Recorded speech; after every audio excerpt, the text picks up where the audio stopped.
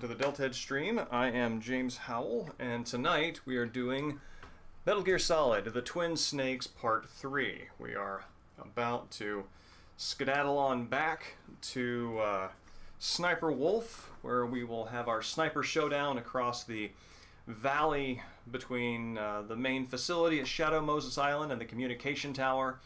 And then that leads us into the torture sequence, so a lot of iconic stuff coming up in Metal Gear Solid Twin Snakes this time through.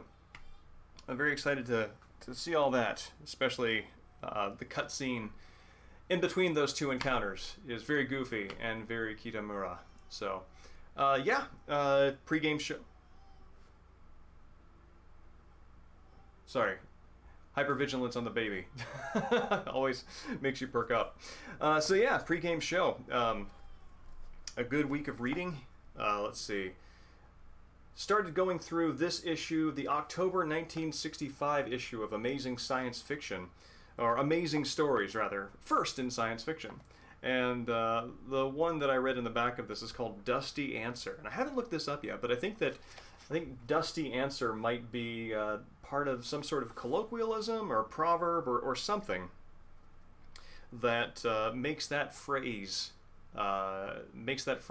sort of a turn-worthy phrase. In other words, there's a kind of a narrative pivot that happens as a result of that phrase, and it feels like that phrase should be more familiar to me based on how the story treats it than it actually is. And it makes me wonder if it was some kind of like a slang or something back in '65. But that's is TBD. I deliberately waited on reading the Ray Bradbury short story in this one because I wanted to view this issue as not just Bradbury plus some other stuff, but Bradbury among other things. So I think I'm going to read one more non-Bradbury story in this before jumping into Chrysalis, which is a favorite. As a matter of fact, the premise of that reminds me of I think Hartman was his name from Death Stranding, because it opens with a guy who's like dead most of the time.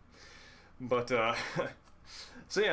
continued reading Donald Ritchie's 100 Years of Japanese Film, and I gotta say, if you go to Humble Bundle right now, there is a Japanese ebook bundle up right now, which contains like 5 books by Ritchie, which is on sort of Japanese pop culture and aesthetics, and not just like modern aesthetics, but kind of like aesthetics over the long haul. And Ritchie is a fantastic cultural historian. I highly recommend it. It's like $18, and highly recommend getting that.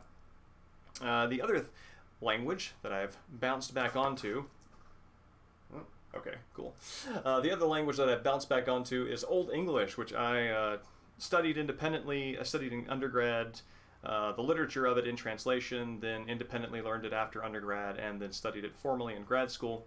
But it's been a little while since I've done any kind of translation with it, so I decided to get back to it. And the first place to go, because language starts as phonetic, is to become refamiliarized with the pronunciation key, which is a lot of fun to go through. So it's like ah, eh,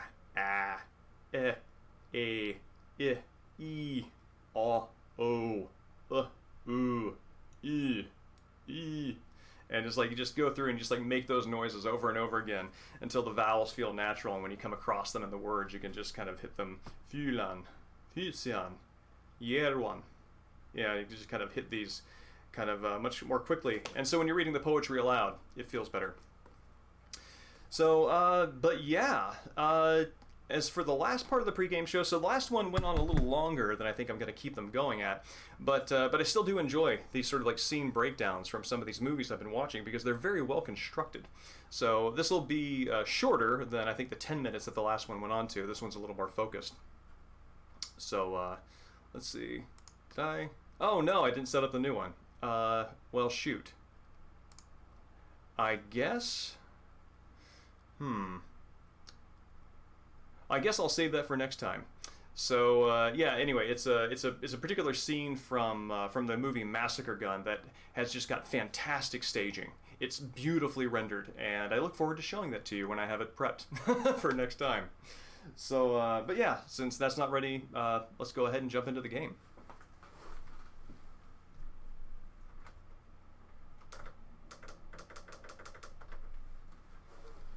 Oh, give me 1 second to pull it up on the iPad here.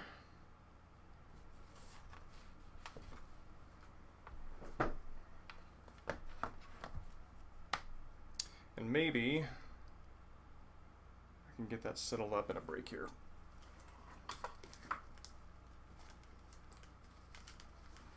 Here we go. Give me 1 second, because I got to get this headphone jack hooked back up.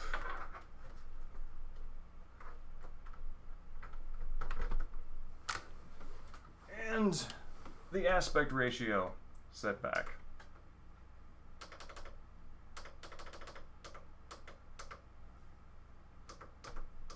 There we go.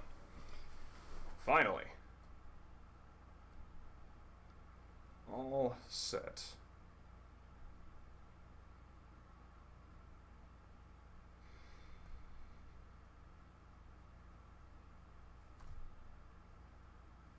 There we go. Good.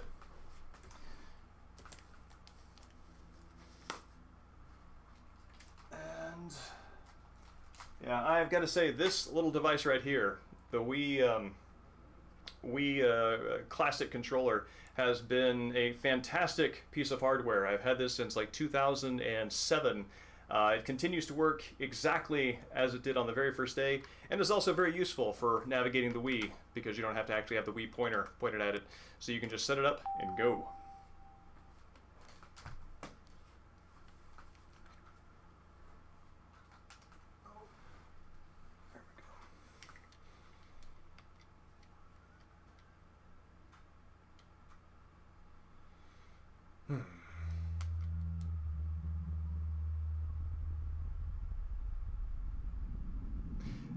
Feels very interesting to see the later Konami logo, that's sort of like retooled, sleek, elegant, mid-aughts kind of design right next to the Silicon Knights logo, which still has a little bit of that kind of like late 90s CGI feel to it. A little blocky, some of the sort of very bright, flashy colors with the green.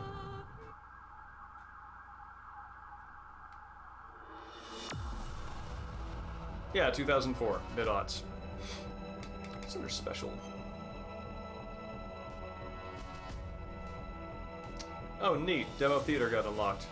These are kind of neat icons. I wonder if these were made specially for this edition of the game, and not because I don't remember them from the original. Oh, weird. You have to take a look at an individual file.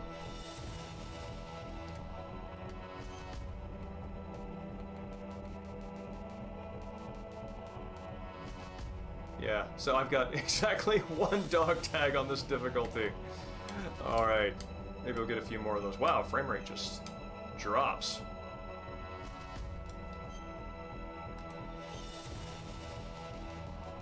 Let's see, 721, that's it. Mission log. To stop the terrorist nuclear attack, Snake must deactivate the detonation code or destroy Metal Gear itself. I mean, I guarantee you, if you're reading that sentence at the top of your night, you're guaranteed to have a good time. It's like some of the best video games start with that premise, meaning the ones in this series. Let's see. Sniper Wolf fires at Merrill. Oops, I hit exit. What happened? No one will know. So here, I have my PSG-1. I don't know where the PSG-1T is. I haven't located that. Yeah. Wonder if it... I have a notion where it might be, actually. But we'll take a look. So this is neat. I don't think this is in the original game, this particular setup with the guards patrolling the snowfield and the tank there in the middle. What's that? Oh.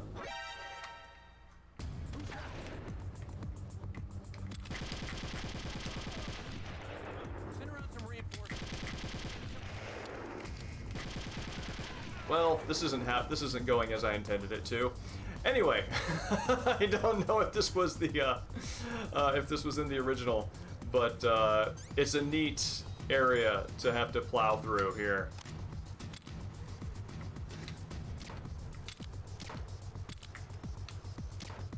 Oh man. There we go. When you go into first-person view, the snowdrops sort of create some visual distortion on the screen. And it makes it difficult for fine-tuned aiming.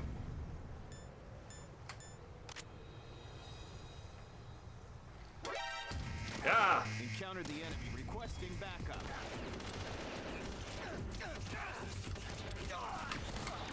Oh yeah, this is going badly.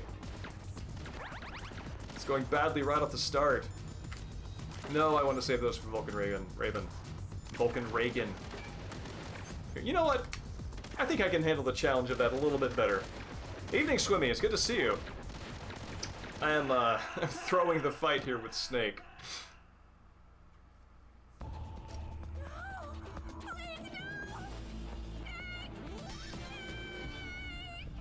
And honestly, I think I've done the stream a favor, because what Metal Gear stream is really complete without a good, heart-wrenching Snake? Alright. So, Canyon. I wonder... I don't think I have the mine detector in this, on this difficulty. I wonder where that is. So, looking for landmines... Don't see any, so I think we're good.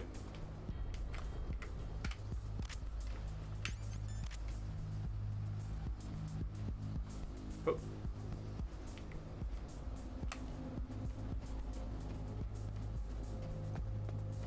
Actually, I do think this is in the original, because I remember getting some pretty cool camera angles around the tank here if you press against it at the right moment.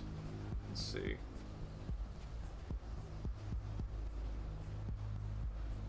No, it looks like that might just be for the original game, because I'm not getting any unique angles here. Oh, you come on, you kidding me? No, you cannot do that. Is there somebody there? Sorry, friend, this was not my choice. I was mistakenly led to believe that area that looks traversable was in fact traversable. Oh crap. Alright. I'm gonna just do the thing that I'm doing currently on Metal Gear Solid 5, where if I screw up the sneaking, and I really want to see how the area is supposed to work, I just kind of throw it and redo it. I think I've got an idea of how this is supposed to work. I just made a plan based on that gap being actually traversable, and I'm critical of that barrier. Evening, Space Hamlet. Yeah, I wonder if that was play tested, because that's a very that seems like a very intuitive thing to go for if you see it, right? How are you tonight? Also, Swimmy, how are you? I said hello, and I was caught snaking it up.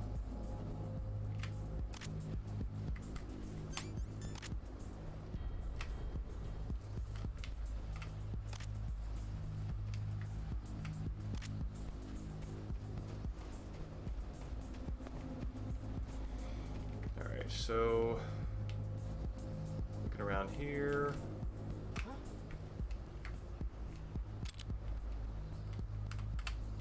Who the heck sees me? Oh, Snow Prince.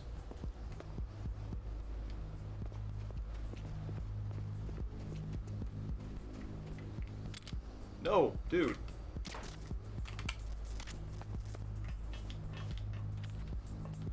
I appreciate the consideration, but I do not in fact want to auto-aim over there.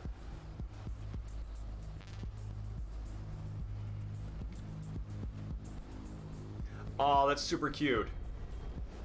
In case she's around, happy birthday, Katrina.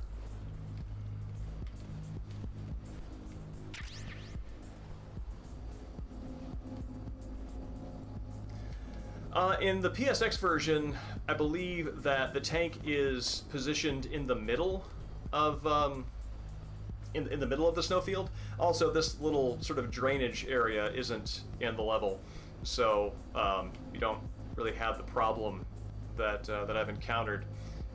So, and also, if you press against the tank in the original, you get some kind of neat camera angles, so you can kind of see Snake up against it. Let's see.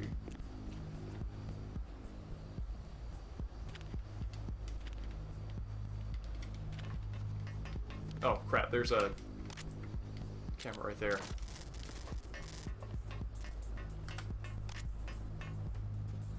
Alright. Now let's see... Any mines over here? No!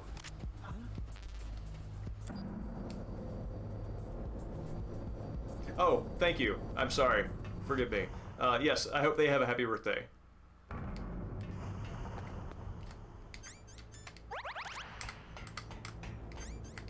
No use? Oh, right. You can't use it in here. I seem to remember being able to use the weapons in the area prior to the actual nuclear missile storage room, but maybe I'm wrong. Or maybe that's for this one.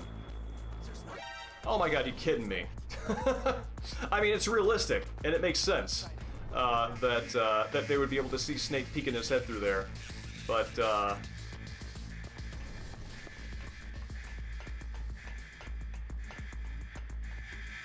evening, Iceman Dan. Good evening, Dustin. Good to see you. I mean, at this point, they're just protecting themselves from Snake.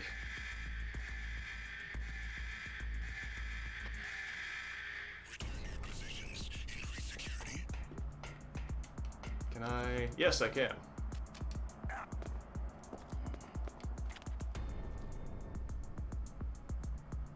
Actually, it makes sense that, now that I'm thinking about it, it does make sense that you cannot equip it in this room, because having first-person combat available, you can actually fire into this room with your weapons even equipped out here.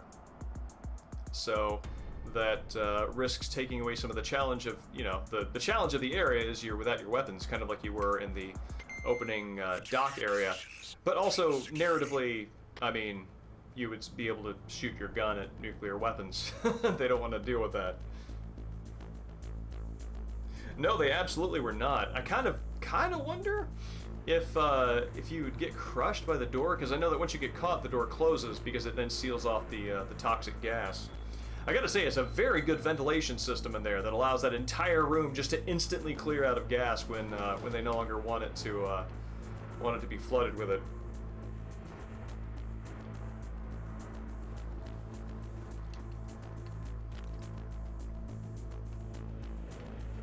See, I'm gonna try running over this way.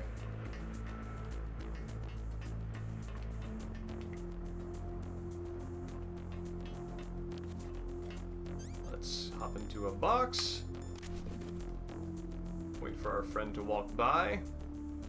And then sneak it up the stairs.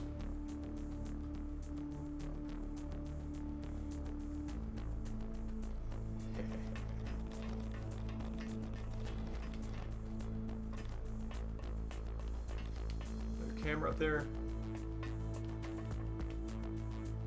Oh right, the dumbest guard alive.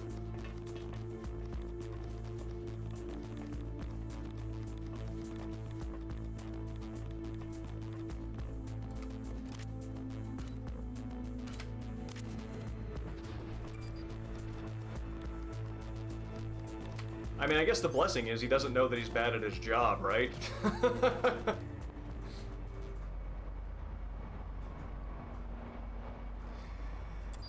Yeah, there are several areas in this where when they remix the audio from the original, the tracks are pretty sharp. The newer tracks are also good, though. I mean, just simply because I have such a strong memory of the originals.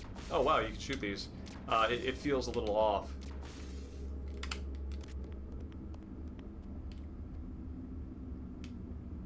What is this?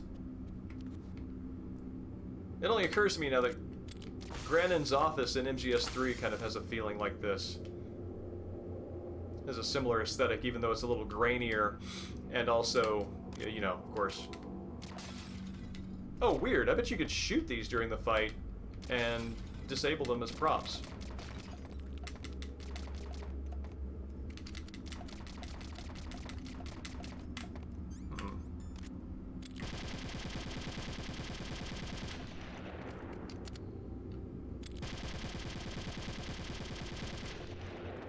gotta say, whatever that thing is made out of, it is well made.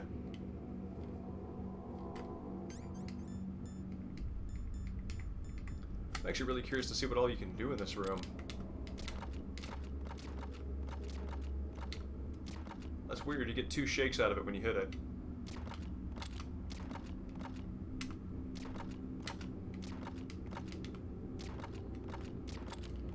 Wonder what happens if you try to blow it up.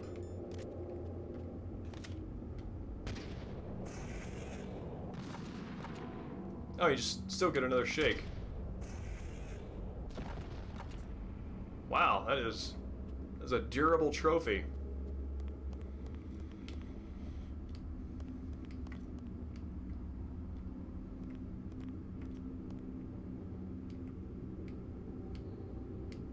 Weird. I really do dig this. This was, in the original, this is a little unclear, and it only took me, I actually only understood what this was supposed to be in the original after I played this one and saw a clear version of it, because it just kind of looks like a sort of very abstract statue, abstract holographic statue. But now that I see that this is the communications tower, before you know, Liquid blows that thing up with the Hind, now it makes a little more sense. And you know, in the original, you don't have this. You don't have this sort of map to be able to see how the levels all look. It's kind of strange that it's gray boxed. Something about it feels a little incomplete, but it also is good enough for the job. But yeah, it's like you didn't have this in the original, so the only way that you could really visualize the size and shape of many of these areas that are connected to buildings you don't get to. In a linear way, is things like this. I'm actually not aware that there's another statue of the level like this. Yeah, there's that's a little bridge that I ultimately have to go down once I go up to fight Liquid in the Hind D.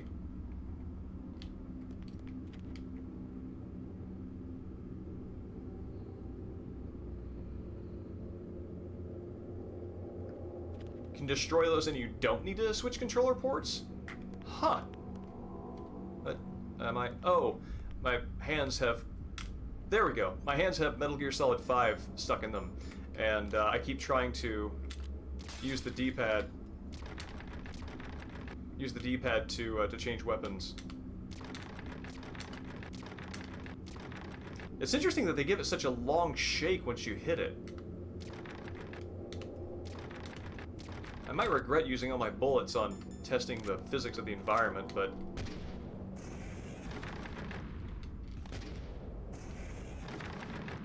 Huh, get a shake out of all of them. What else do we have in here? Oh, those are little postcard versions of the things that were on the wall. Now they are each a separate The Thing, which, I mean, given Psycho Mantis's, you know, situation of messing with your perception, is plausible in a certain sense. Can I not go through here? I cannot go through here. That is another space that I feel I should have access to, but I do not. What happens if I hit this chair? Nope, that chair is sturdy.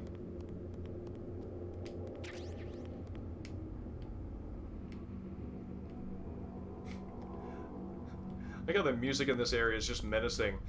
You know, the music while Mantis has got his, you know, mind control stuff going is diegetic because you're hearing it in the game.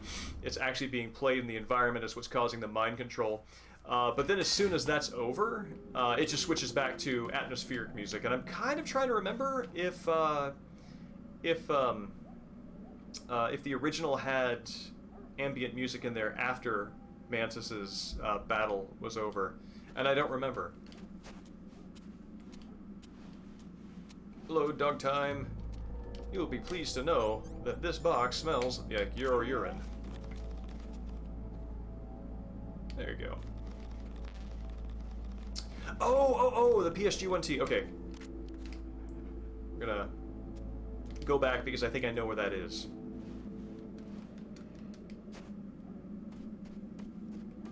And if I don't, we're not going to worry about it.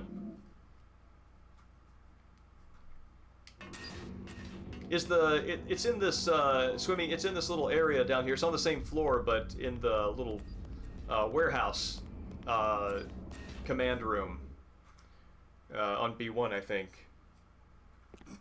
Excuse me.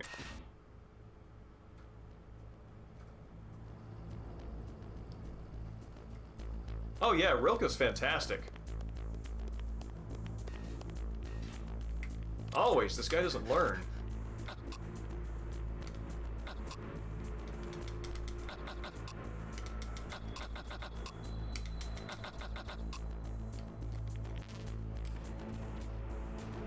I mean, he's been trying to go to the bathroom for hours and he just keeps getting choked out. At that point, I would just use a different floor, right?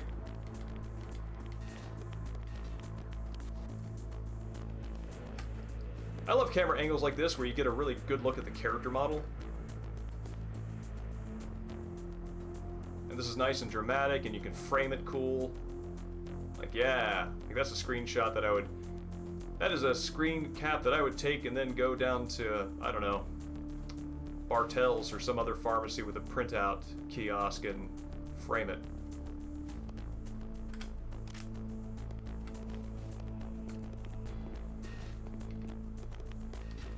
Freeze. Help. No, I already got yours.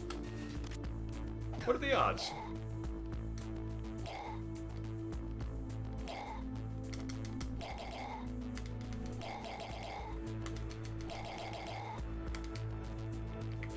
Yeah, a nice way if you have a fascination with well-framed and interestingly composed screenshots from movies and stuff like that, as I do. Taking video game screenshots and being able to set them up is a fun way of being able to kind of do that a little interactively.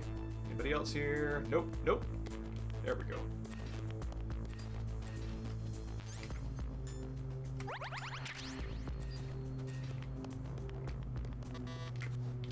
No?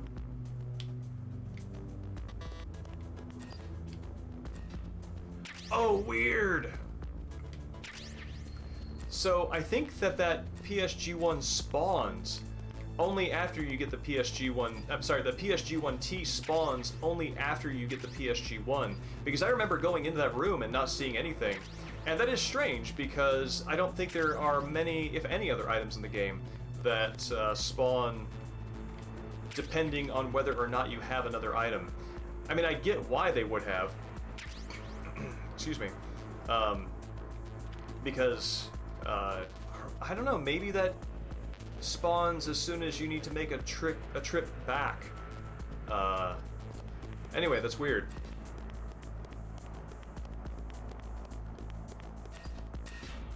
Interesting. Because then I wonder when it shows up, because I do remember going into that room to check for supplies, and I have not gotten a new keycard upgrade since going in here with Meryl, I don't believe. Interesting. Then different event, different circumstances, but same general thing. I also don't know of other rooms where materials spawn depending on what has been triggered in the sort of like event log.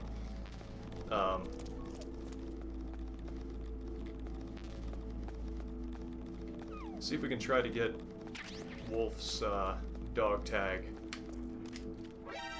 with a Trank victory.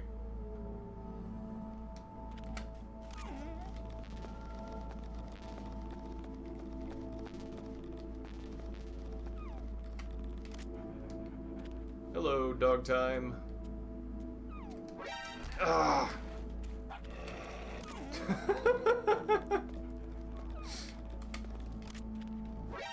Is that the memory of a flea?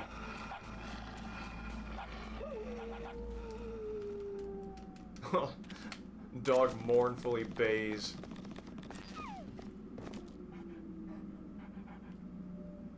That's interesting. That this is absolutely an area where I would expect to be able to shoot down the length of. I wonder if that's just like a single texture or how much Oh, you guys are there. Anyway, I won't wonder that anymore. Fine, dogs, I'll proceed.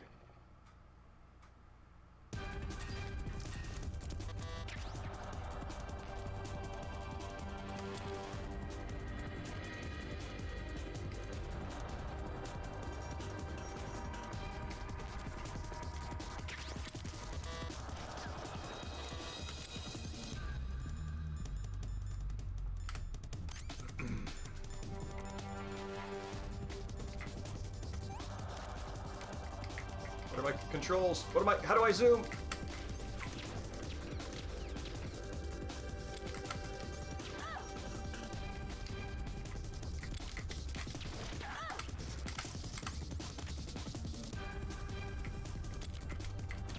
Ah.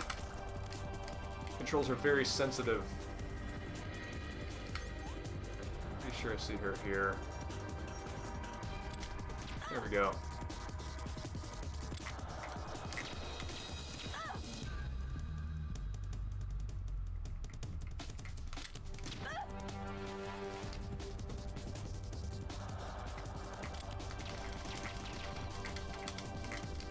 Ah.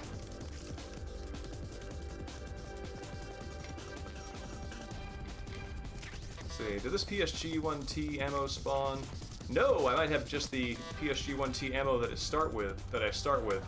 So I should be judicious here.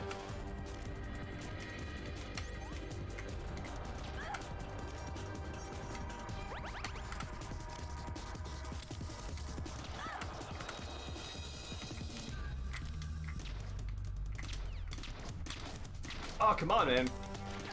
Ah. I don't remember if I have the same trouble with the sniping in MGS2, whose engine this is based off of. Wonder if this might be a property of the sort of sensitivity on the GameCube controller, because it actually has one speed that it's moving at, as opposed to the variable speed of the PS2 analog controller. Gotcha. I got her. Oh yeah, Snake has a nice moment there that I think I spoke over. Probably out of habit for performing the same line myself once it happens, where once you beat her, he goes, "Got her."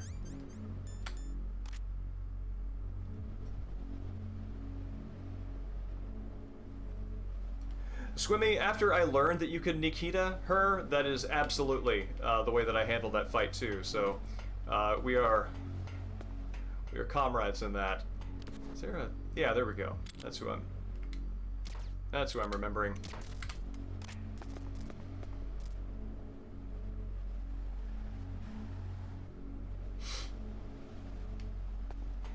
Yeah, the ability to fight her with a Nikita makes me think that, like, they play tested that, and people tried doing that, and they thought, you know what? Why not?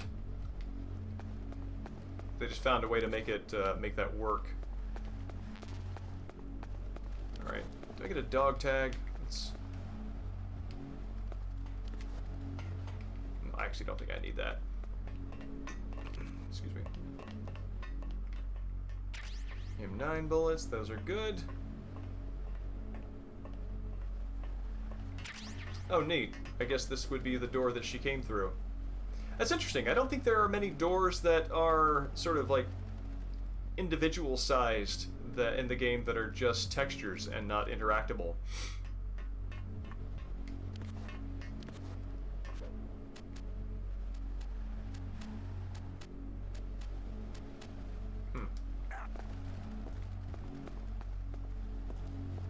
Oh yeah, so this is where I'm gonna save. Snake, wouldn't now be a good time to save your mission? You haven't saved your mission in a long time anyway, right? What's going on? I'm not sure. I'm getting a bad feeling. A bad feeling. Like a Yeah, Iceman Dan, premonition or that is one of the something. reasons why snipers notoriously have spotters, just in case somebody tries to creep up on you with a remote control missile. Classic anti-sniping technique. Can't you shoot them? I don't remember. So this has got, this is Kitamura goofiness, like, to a T. Hated this when it came out. Now I have affection for it. Evening, Peacher. It's good to see you.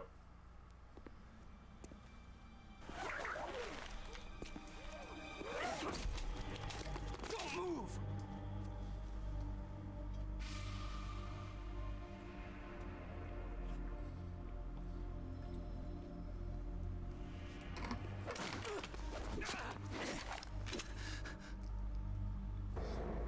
A cutscene Snake can do amazing things, and video game Snake is like punch, punch, kick, roll.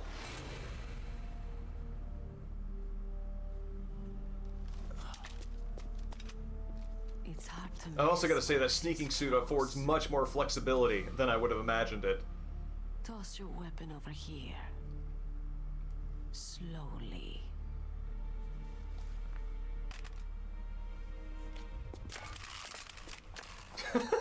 Kicks it back over at him. You're a Nothing can fool to be come without back here. flair. Stupid man. A lady sniper, huh? Don't you I guess know that engaging the conversation majority is reason of enough to let your great prisoner put his hands assassins down. win? Do you want to die now? Or after your female friend? Which will it be? I'll die after I kill you. Is that right? Well, at least you've got spirit. Don't feel sore about it, Mark. She does that to everybody at least once. I am Sniper Wolf, and I always kill what I aim at. You are my special prey. Got it? Evening, Margin. It's good to see you. Yeah, twin snakes. I've left my mark on you. I won't forget it. I wonder if that stays on Snake's Until I kill you, model you're all until I'll think until the about. end of the game. I will be interested to pay attention to that as it develops.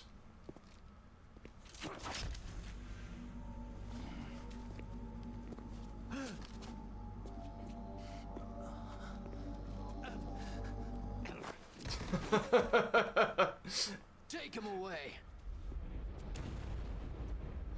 The snakes just perfectly clear-headed it right until the brain swells and hits the interior of the skull and the concussion kicks in.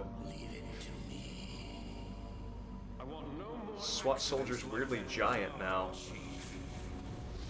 Yes, he's mine. Yeah, Otacon's fascination with her has been strange to me as well. I think that Snake says Stockholm Syndrome, which is actually where I learned what that was, that line in this game. And I think that Snake is probably right. Can you hear Then again, Otacon is Solid Snake? not entirely a good judge of character. Do you know who I am? I always knew that one day I would meet you. The man who stole the light from my life because of you. I gotta say, like David Hayter's Solid Snake is fantastic, and he's got a familiar gravel to his voice in the Twin Snakes. But Cam Clark's retread of Liquid Snake, like, he really leans into it and hams it up, and I think that's perfect for Liquid Finally, the because he's two so of us histrionic. meet. The brother of light and the brother of dark. Do you need his genetic information too? Yes. I want a sample while he's still alive. We needed to correct the genome soldier's mutations. Then we'll be able to cure them? No. We still have to get our hands on Big Boss's DNA. Forget it. Your body is strapped down tight. Have they given in Oh, to that's our neat. demands They yet? actually respond to me futzing around on the controller. They're all hypocrites. Ooh, oh, I don't like that at all. Is that your opinion as a Kurd? They always put politics I agree, Margin. first. That's right. That's why they want to avoid any leak about their precious new nuclear weapon. Boss, it looks like our friend is awake. Oh, that's interesting. The response to the player doesn't 100% gel with that closing line. Seems like maybe they should have something different there.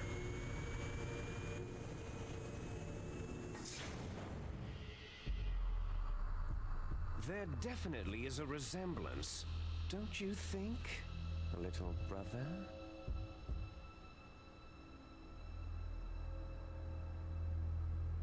Liquid Snake making his introduction to Solid Snake shirtless just to hammer home the twinsiness. Or should I say big brother?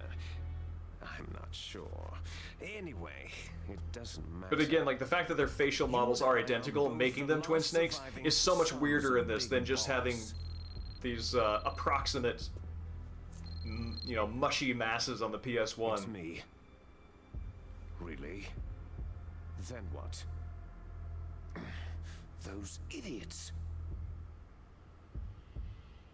All right, Raven. I'll be right there.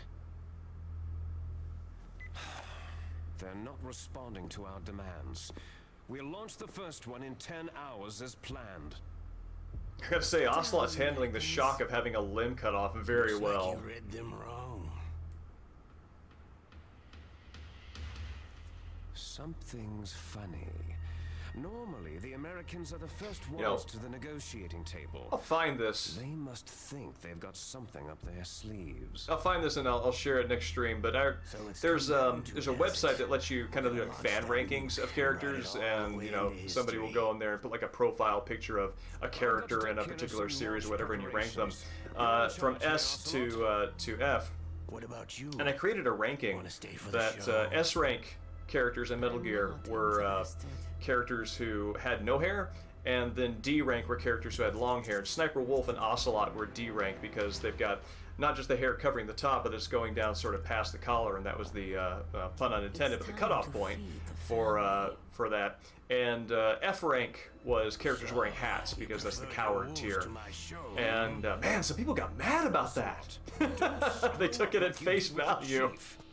And got really mad at Zero and the Arms Tech president being S tier, and then MGS2 Solid Snake being like D because he's got the long hair in the back. It was great. Well, his mental defenses were reinforced by hypnotherapy. I think in this, Snake's supposed to be kind of like early 30s. Boss, what about that ninja? He's killed 12 men. Whoever he is, he's some kind of lunatic. That's a really good pot calling the kettle black on Liquid's end. Perhaps there's a spy among us.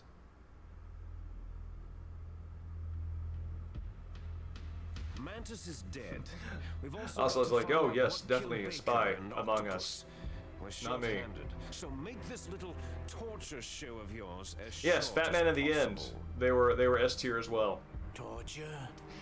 This is an interrogation. I think somebody who got the joke noticed it and he said, I don't understand why this is making me so mad.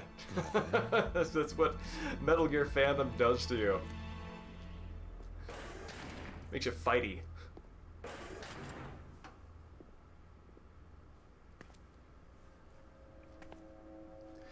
Yeah, Solidus is A tier. It's like basically A tier are characters. I think Decoy Octopus / Donald Anderson is in A tier because it's he's clear on top but sort of like a little bit on the fringe, and so that gets you into A tier. And then then you get into the high forehead. Then you have like the regular sort of short kind of buzz haircut, which is where Colonel Golukovich is. Golukovich, I think, is kind of B rank for that. And then there's the regular haircut. Then there's long, and then there's hats. The Fury and the Pain were in the coward tier. They were D rank because they were not showing their hand. Catch you later, handsome. So hats and balaclavas, and space helmets. Once she picks a target, she doesn't think about anything else. Just like hear her like Sometimes running she into even falls walls in love because she's with not them thinking about before anything she else. kills them. Finally, Just the two of us. How are you feeling? Oh, hold on, I can't. Warm visitor. Sorry, the Not bad. text is really Caught a dark nice on the nap iPad for this some reason. revolving bed of yours. Too bad I was sleeping alone. Evening Warm, Glad and to hear yes. This is something. It's really funny, like, looking at these cutscenes and these events, like, having had so much of the fiction come full circle, where, you know, everybody is an iteration of somebody else, and when you have characters like Ocelot, who have been there from the beginning all the way to the end, like, you just have to accept that there's either this level of just acceptance of the absurdity of iteration that that he's willing to roll with and not mention it to anybody else, or he's got one of the worst memories out of anybody in the series. Type of nuclear warhead, huh? Why don't you go ask Campbell for the full story? Let's see. I always thought it was a bolo tie. Let's take a look when he turns By around. the way, you got an optical disc from President That looks like a Baker. really wide tie. That's interesting because it kind of looks like the sort of kerchief that he wears as a younger Ocelot. What do you mean? There's no copy. If not, that's fine.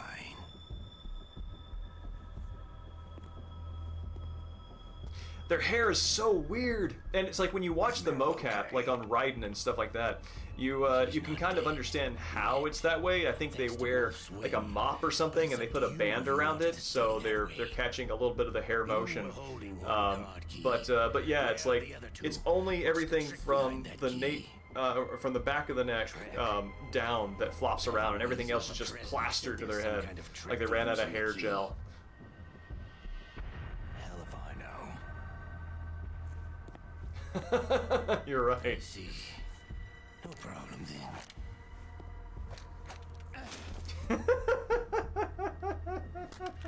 We're going to play a game, Solid Snake, and we'll find out what kind of man you really are. That's like in the same That's like in the same vein as, like, I don't know, Just give up and you're the suffering. comedy of somebody falling down. But if you do, the girl's life is mine. It's a very slapstick moment. I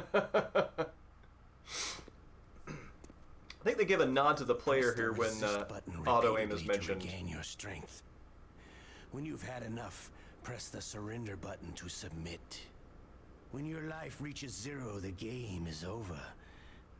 There are no continues, my friend. Don't even think about using auto fire, or I'll know. Yeah, there we go.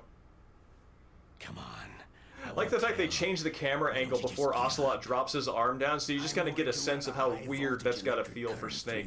Although Snake does have a moment when Mantis tells the player to put the controller on the floor so they can do like the vibration trick.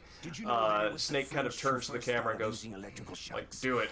So maybe both Ocelot and Snake uniquely have awareness of the player, so that doesn't seem weird to Solid Snake. That crap. You're a tough guy, Snake. But I've got some bad news for you. You're no POW. You're a hostage. There's no Geneva Convention. No one is coming to save you. Starting to feel a little scared? Good. You should be. Okay, let's get started. Alright, here we go. Let's save Meryl. I remember the torture sequence in this one being much harder.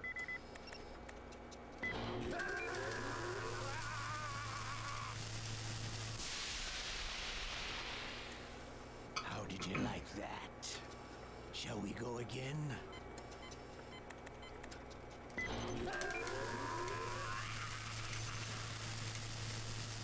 Yeah, Ocelot's a great villain. Had enough yet? Oh, we're not finished yet.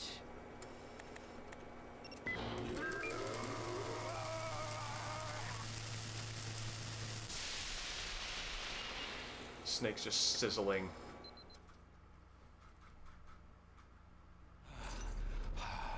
You're a strong man. Well, that's enough for now, I think. You're the boss's brother, all right. Your brother. Yeah, Ocelot is a great He's villain. an amazing man Who else could shoot down 2 F-16s with a chopper?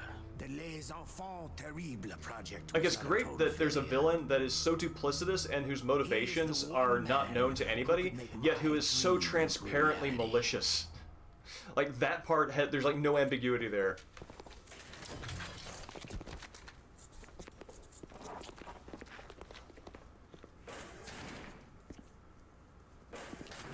Welcome, Space Hamlet.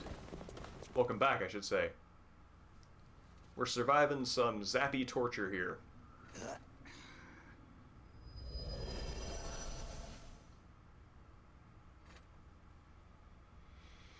I think I gotta go through the torture sequence a couple more times before Otacon brings me my ketchup.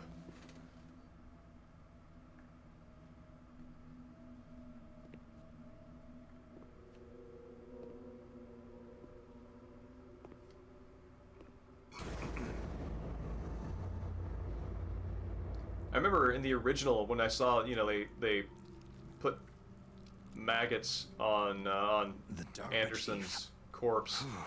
What a stench. And I remember it was interesting that they were able to achieve that effect on the PSX, even though the very low resolution of the textures made it kind of hard to kind of tell that they were maggots and not just weird artifacts. Are you okay? I've been... There we go. Gonna zip through this, because if we listen to all the codecs, we will never finish.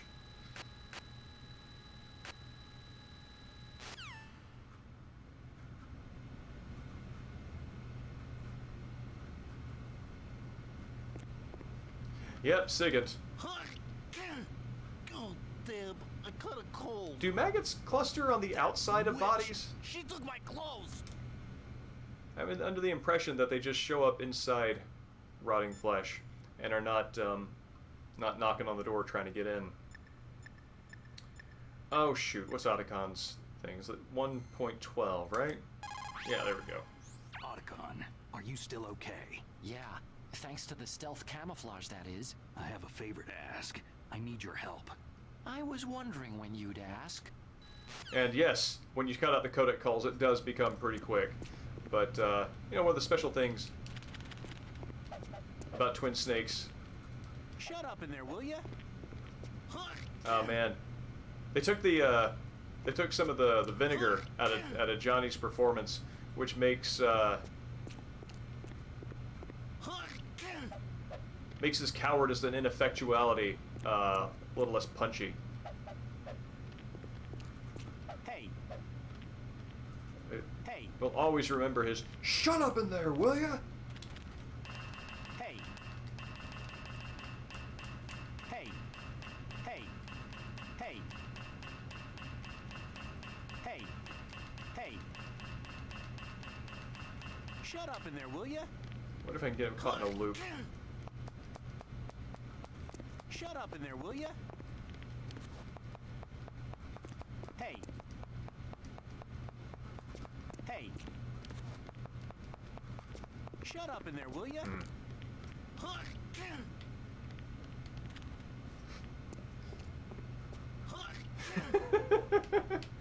Peter, you are not alone in this.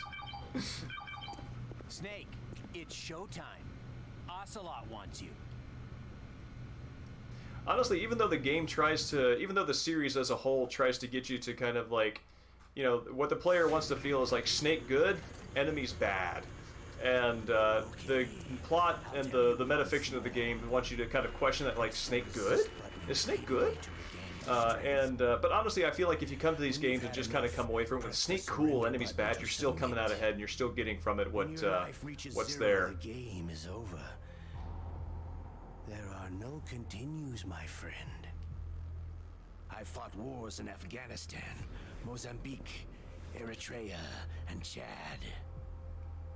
Among the Mujahideen guerrillas, I was known and feared as Shalashaska. I was trained by the Russian GRU. I'm not like one of those KGB slugs.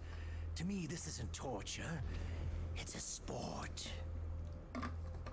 I believe in Metal Gear Solid 3, he says he appreciates it as an art. Don't confuse me with those uniformed fools. Yeah, the Afghanistan stuff does at least. Does Chad?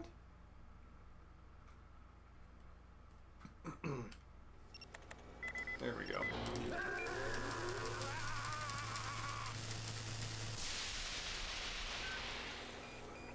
How did you like that? Shall we go again?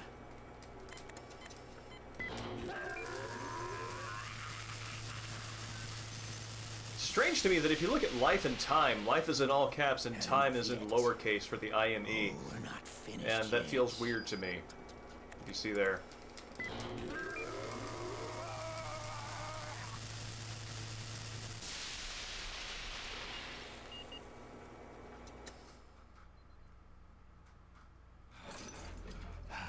You're a strong man.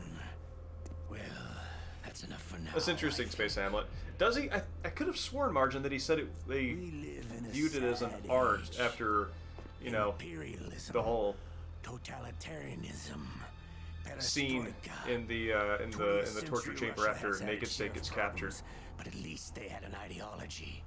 Russia today has nothing. They're struggling between freedom and order, and with that struggle, a new spirit of nationalism has been born. The boss has a close friend high up in the Russian government. He's currently the head of Spetsnaz. He's agreed to purchase this new nuclear See, weapons system. elaborating on Gerlukovich's Just a role down in this was payment. what I thought the Twin Snakes was going to do, stuff like that, during this to for kind of update the story I to don't need money. you know, because of how MGS2 followed through on a lot of its To lead threads. a brave new world But that is order. not what they did.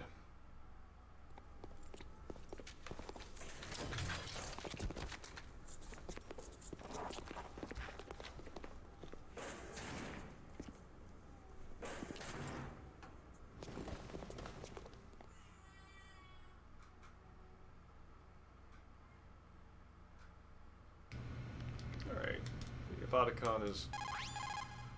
Otacon, I'm headed your way now. Can't you just making relax? his way over. I am relaxed. I just don't know how to kill time here. Okay, I'll be there as soon as I can. Otacon, like, stops by the snack bar on the way. At least I'm not sure where else condiments would be stored. You okay, Snake? Yeah, Oh yeah, this is where there's the vibration thing on the controller, which was a kind of a neat gimmick on the PS1.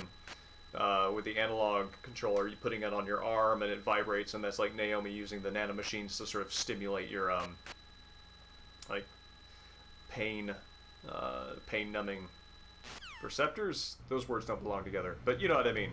Anesthetic, that's it. Oh, my stomach! Damn it! I guarantee you, whoever animated that had a lot of fun with it.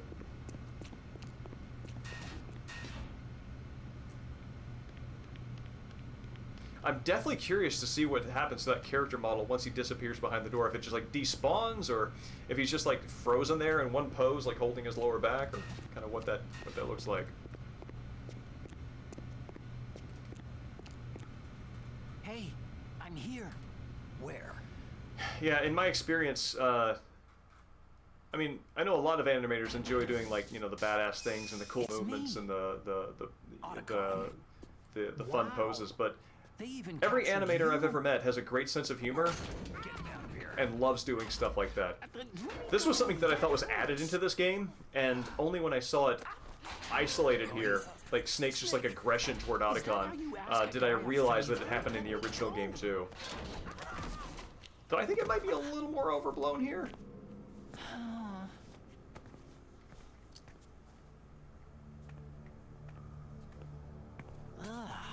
Jeez. It's like an animal's cage. What a Yeah, smell. Snake just, I think in the original Snake just like kind of grabs him and lifts him up on the other side, but like actually banging him against the bars and throwing him down was like, geez, the guy's got a broken leg, Snake. If you don't hurry up and get me out of here, I'll be laying next to him. Those bastards.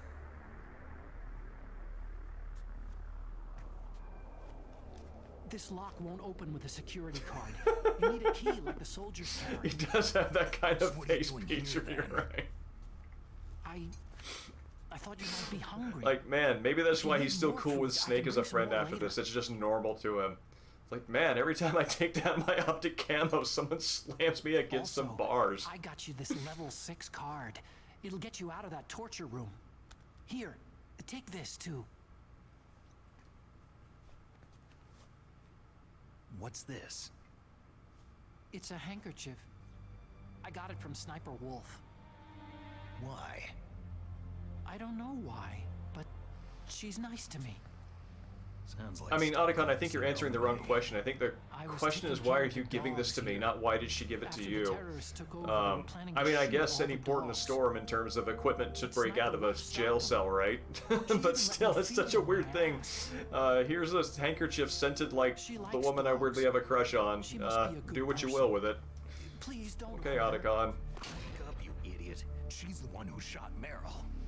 Well, that's all I can do.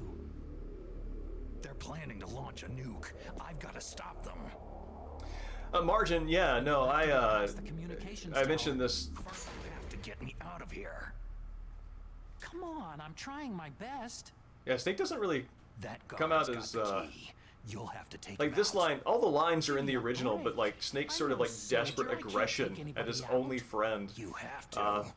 I I'll be mean, killed. honestly, he's been living in Alaska for like a He's few coming years, back. and all of us who have Oh, been pent jeez. up because of He's COVID coming for a back. year and a half, kind of See you coming out later. and socializing with people again, we can appreciate how awkward it is to kind of be around people again and have to enter into conversation. And maybe that's, for a legendary killer like Solid Snake, maybe that's his version of COVID.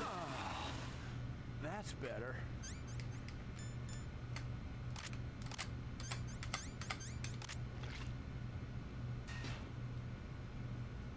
Splorch.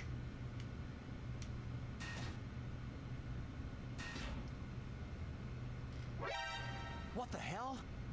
I like that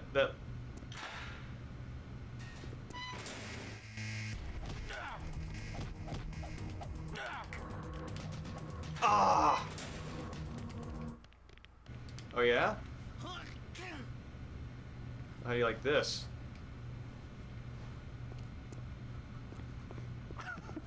What are you playing? Oh around man. I don't think I've ever screwed that up before. Well, good times on stream, right? I guess I've got one more torture sequence in me, and then the game lets me out on its own.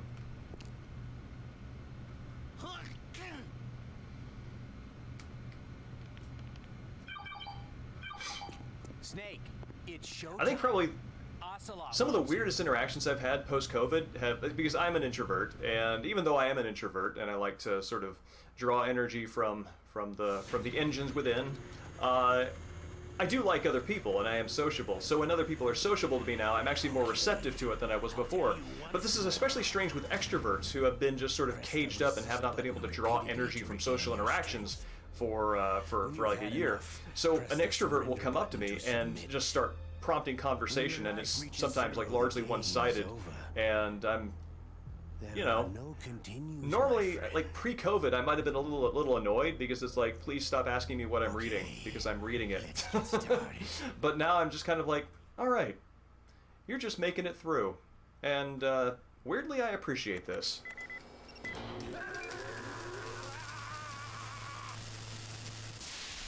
Because now I like people too. No, I've always liked people. It's just those sort of casual interactions that are difficult to know what to do with sometimes.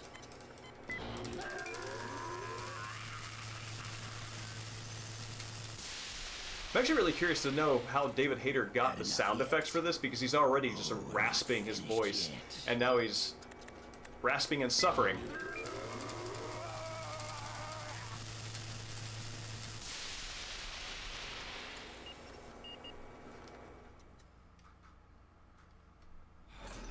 Yeah, exactly. You're a strong man. I think a lot of people take introversion, and extroversion to as like a description of like relationship style, but that's not it at all. It's just recharge. Understand. You and I can't continue to live in a world like this. We need tension. The world Today has become too soft. We're living in an age where true feelings are suppressed. It needs the therapy of So war. we'll shake things up a bit. We'll create a world dripping with tension. A world filled with greed and suspicion, bravery and cowardice. Buddy, I got news for you. You're living in it already. Liquid Snake is the one. Maybe He is an Ocelot's been incredible indoors for a man. while. He is the man who can really make it happen.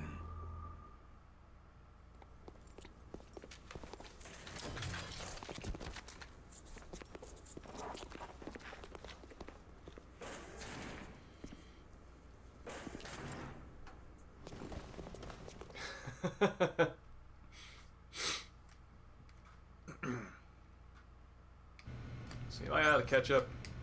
Oh, I get my dog tags back. Thank you, Otacon.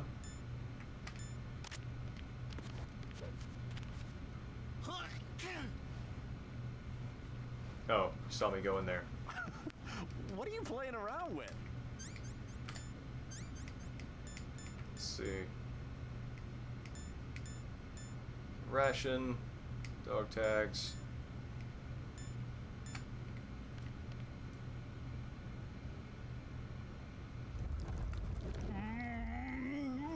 Oh, not again! Oh. I also bet the voice actor had a lot of fun with that too. It's the thing about many creative people, for all the dark, serious, broody, moody stuff that's done, so many of us are just goofballs at heart. And any opportunity to legitimately express that in a created work is just as welcome.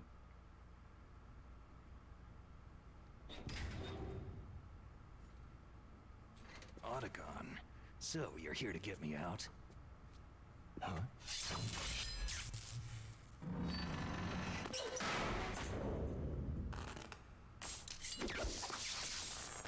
The ninja.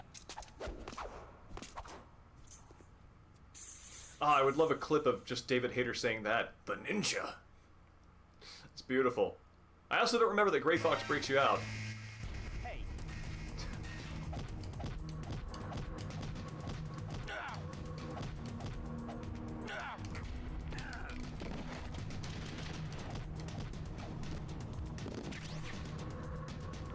Hey.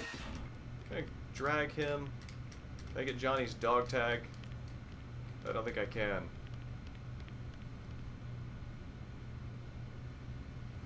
Yeah, that was one of the things I felt with MGS3's performance that was particularly lovely. I mean, Naked Snake genuinely came across as like a warmer man than Solid Snake, and I mean, you can kind of understand why. He was raised like a normal person, just happened to go into the army, as opposed to Solid Snake, who was raised by the army, or raised by the Patriots, rather, as we understand. Oh yeah, that's right. There's this thing here. Let's is it in my items? Yeah, there we go.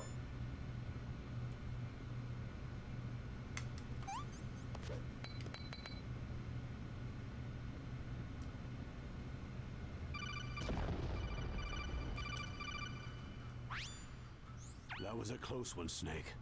Ocelot, you'll pay for that. Really, he'll read lines if you pay $50. That's fantastic.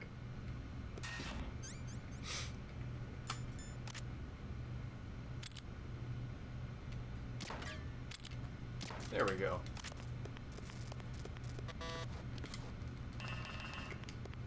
I really love how this room was recreated in Metal Gear Solid 2.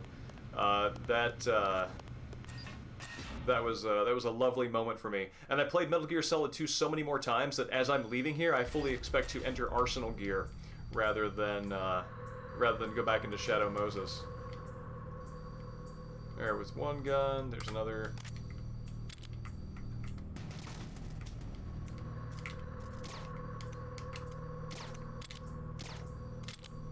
How am I missing? There we go. Yes, the straw joke in MGS2 is fantastic.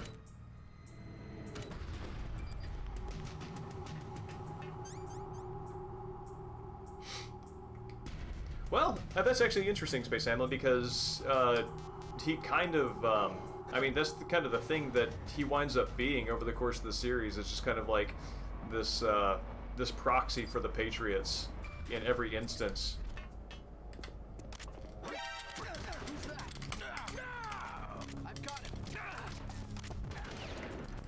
Oh yeah, they because they borrowed Metal Gear Solid 2's engine for this, there are little nuances that this game doesn't explain, but that you kind of figure out if you play through the VR missions in Metal Gear Solid 2. Like, if you equipped the assault rifles, then your melee attacks do like twice as much damage to their stamina, because like hitting them with the butt of with the stock of the assault rifle, you know, clearly hurts more than getting punched with a fist.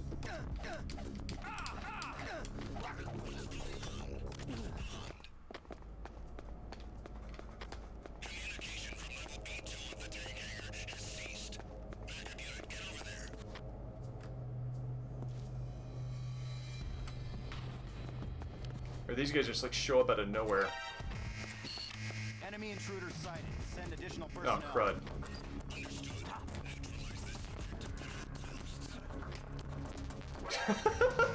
Just like running around out there. Let's see.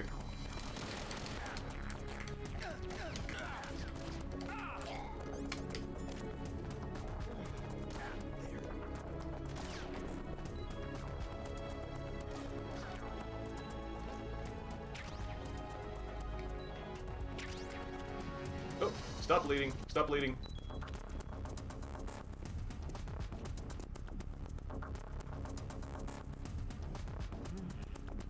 Oh yeah, the Nikitas are like instant KOs. And yes, you are correct. Return to your positions. Tighten security.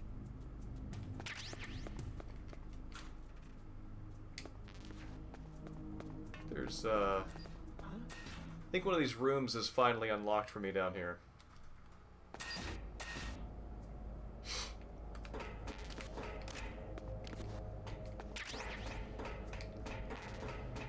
Yeah, there was,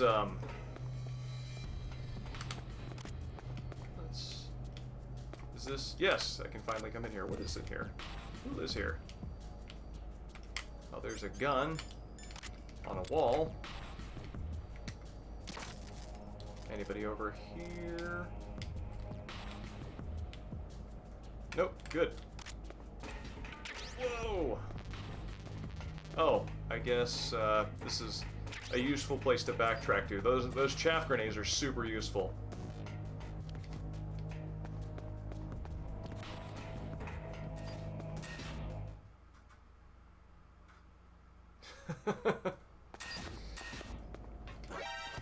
What?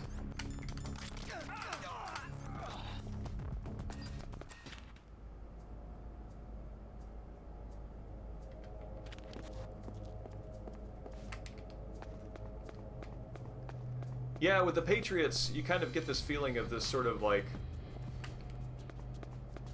There's not even decadence in their schemes. It's just this sort of like very boring, like they go home at night, pour a glass of gin, and then frown as they think about power. You know? Just these absolutely humorless human beings.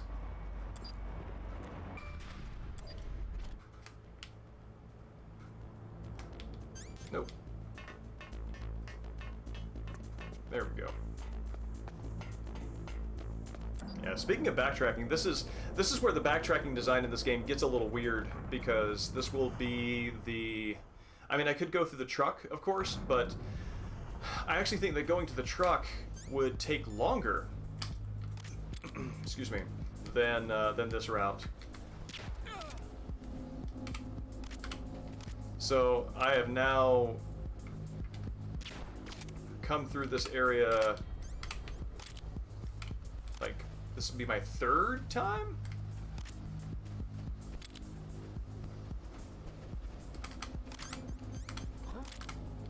Ah, forget about it. Who is that? Enemy sighted. Requesting Buster, I shot you square in the face.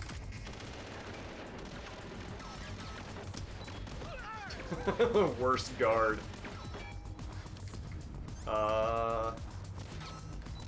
How is that? Why is that not opening?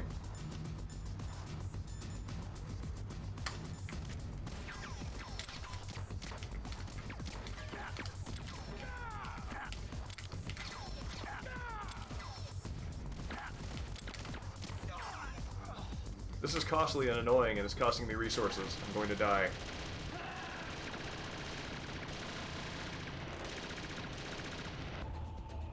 Snake, answer me. Snake. Snake. There we go. Again, what Metal Gear stream would be complete without a good gut-wrenching snake? That's why I did it. That's why I died. That's why I got caught.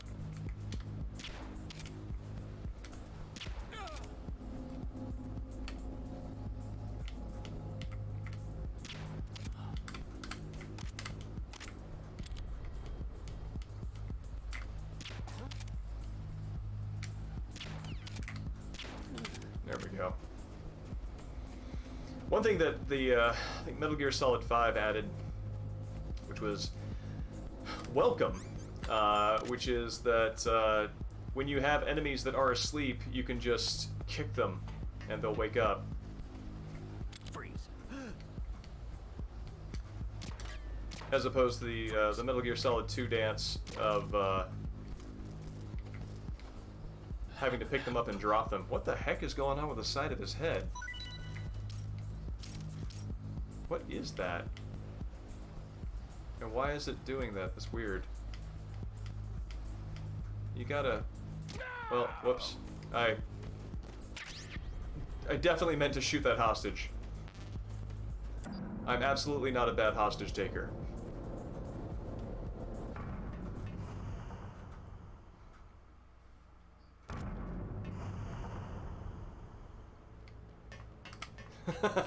You're right.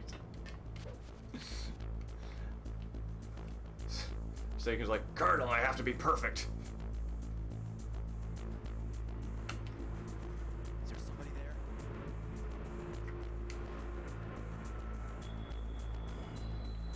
there? There we go. Just keep on walking, Buster.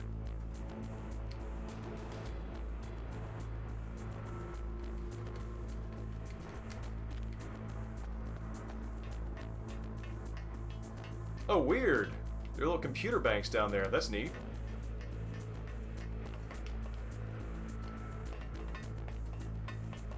Actually, I don't think I even need to do anything particularly sneaky around this guy. I'm curious, though, if I can knock him over the edge.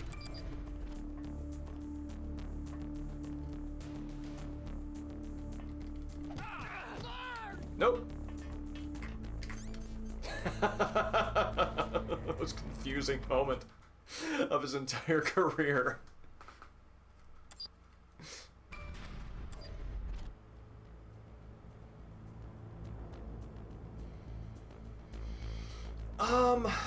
That's interesting, Margin, because, I mean, one of the canon stories... Oh wait, I believe there's something I want on B2.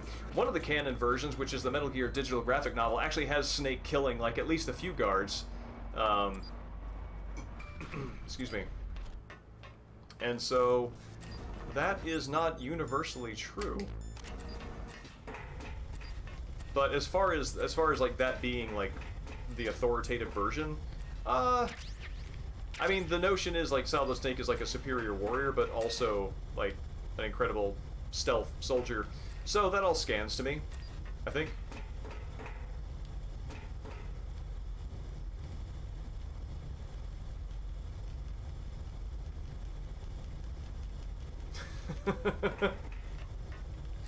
Yeah, nobody needs the disorientation of the sort of time vertigo of watching your friend die and then come back in another timeline. It's like a game of hot potato between timelines.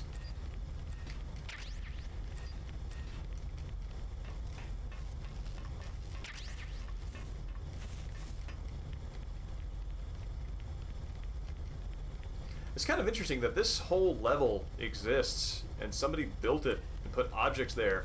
And because it's a poison gas room, I've spent the least time in this room that I have anywhere else in the game. Somebody hooked up sound effects to all of those objects, and I don't think many people have ever experienced them.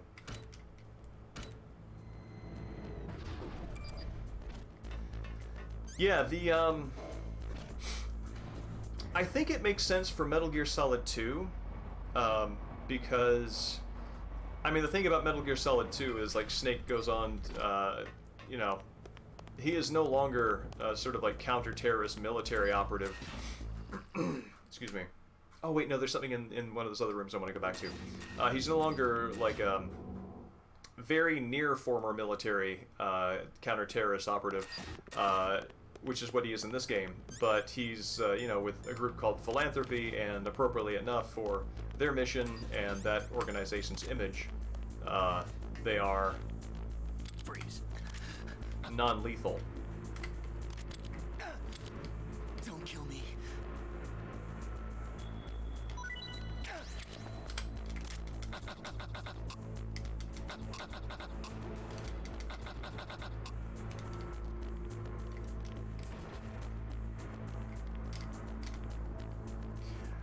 I would enjoy seeing, and I do not think it would be totally out of the series character, to see a Stanley Parable-esque Metal Gear.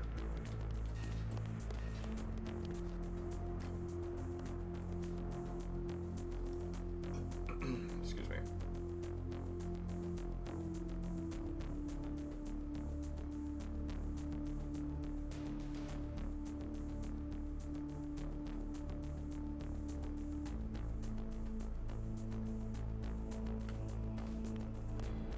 I think that it is a fair read to the extent that you are penalized in terms of rank if you kill the soldiers. Let's see. Which I always took to mean, like, because you all share the same DNA, and part of the game's sort of ethics are that creatures look out for their own DNA-wise, that was sort of the ranking system was reinforcing that aspect of the narrative, which I always thought was very interesting and clever and compelling. So I think that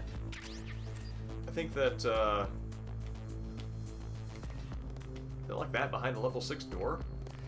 I guess you might only catch a cold because of the interrogation.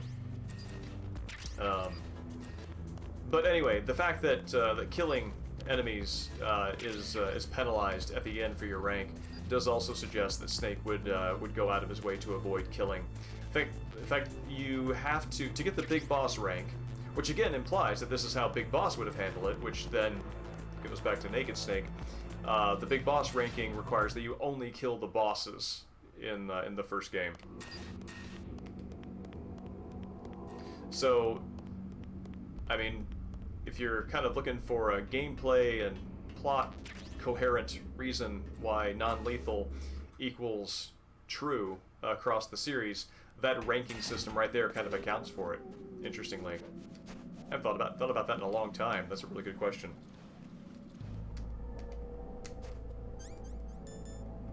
I refuse to use this handkerchief and choose to use the dignity sacrificing tool that I've worked so hard to obtain. Yes, I will run around in the P-box, thank you.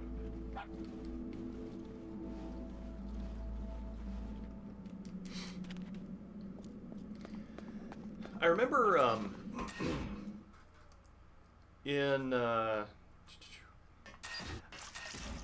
I remember thinking that in Metal Gear Solid 3 you were encouraged to kill people during Operation Snake Eater as opposed to Virtuous Mission, because Virtuous Mission is supposed to be like this super stealthy, you know, undercover ops, whereas Snake Eater is supposed to be super stealthy, but it's also kind of on the sly, supposed to be about proving to the Soviets that we were not on the boss's side. It's interesting that Flashback is given like a CRT overlay to indicate memory.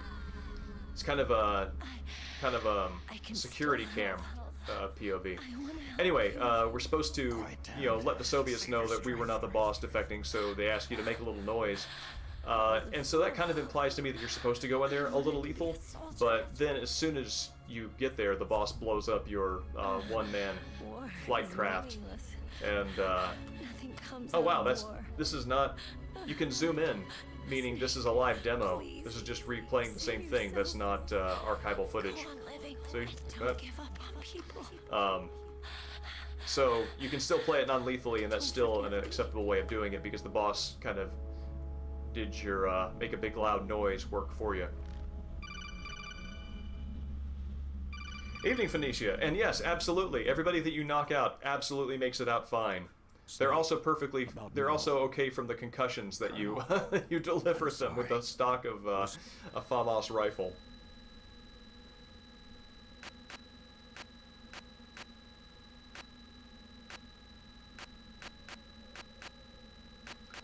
Let's see, what time are we at? Give me 1 second, let me see how long the stream has been going to see where we are.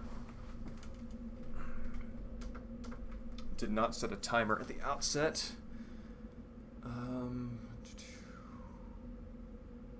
Oh, good. We've got another 30 minutes left. Good.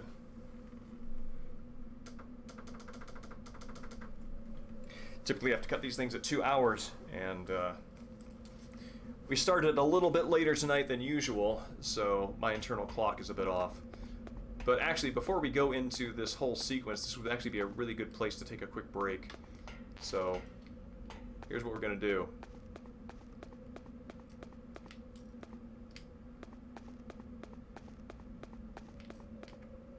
Okay, cool. Nobody fixed this in the interim.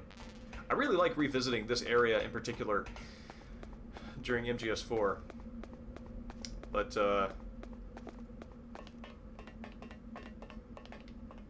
we're gonna let Snake sit here and think about how it feels to be Sniper Wolf waiting for him to come back for however long it takes for him to go to another damn building and come back. So, here. I am going to be aiming squarely at the 5 when I leave, and we'll see how far that crosshair wiggles away. I'll be right back.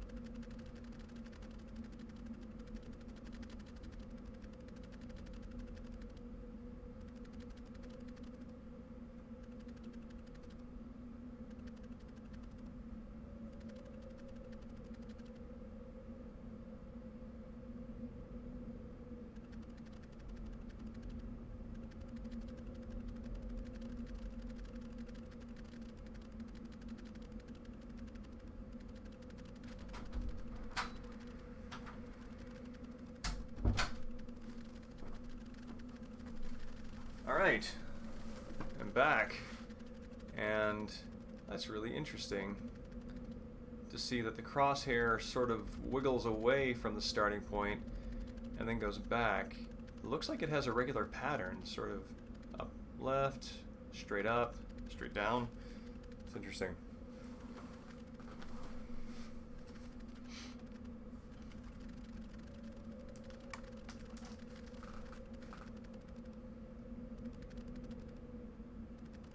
And margin, that makes sense to me.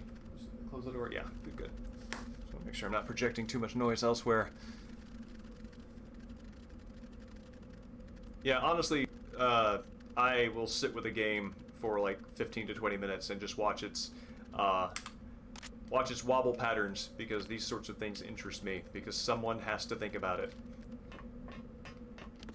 Let's see, can I grab this? Can I hop over there?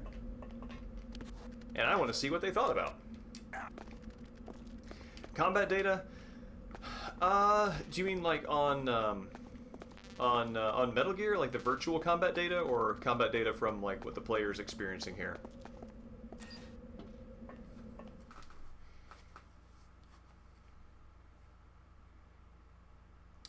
Oh, that's right.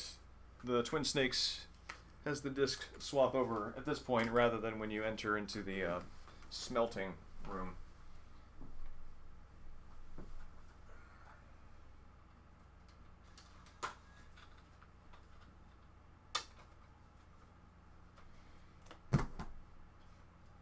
So, and because this is retro, and because some might, to my shock, not know what this looks like, this is the Metal Gear Solid Twin Snakes disc number 1, and this is disc number 2.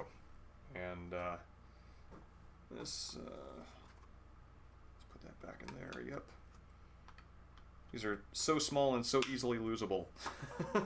And unlike other games, which are DVD sized, and in fact DVDs, these don't fit very comfortably in CD or DVD cases, like I'm trying to think, anthology cases, you know, where you got the little sleeves for each one, and therefore making these eminently losable. I lost half of my copy of Resident Evil Remake for like a year, and half of a copy of Killer 7 for like 2.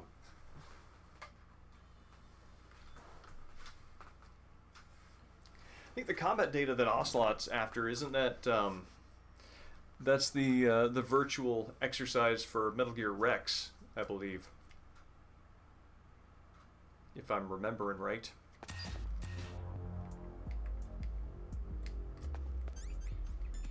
Yeah, let's go ahead and heal up.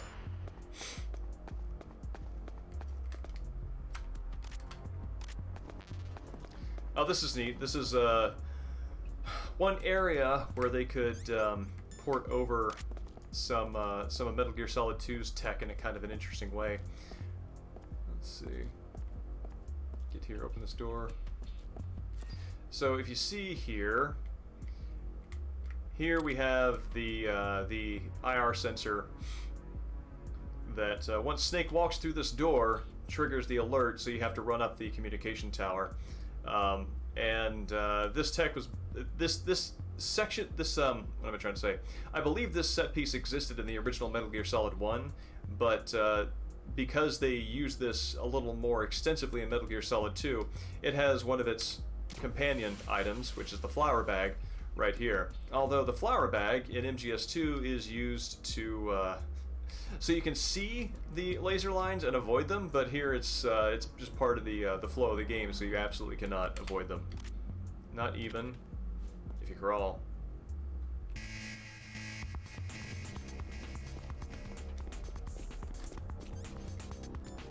And this area is actually super easy if you have, oh wow, the right tools. Let's see.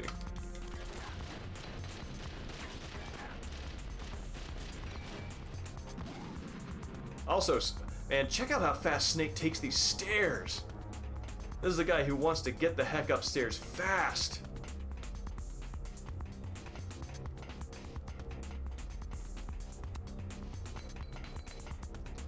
Tap, tap, tap, tap, tap, tap.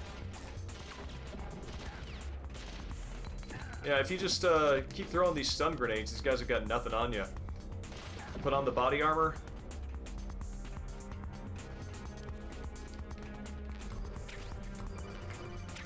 Oh, that's Otacon saying that the door is frozen.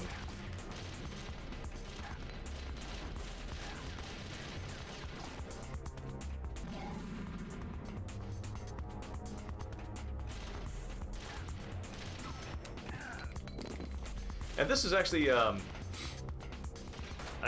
Mexican Sting were here, Mexican Sting is a long-time regular member of chat and is a big fan of Metal Gear 2, and he would be quick to point out, I think, that this is a set piece that is in fact borrowed from Metal Gear Solid 2 Twin Snakes, the long tower climb. What the heck? How did you not get hit by that stun grenade? Let's just kind of heal up here. There we go.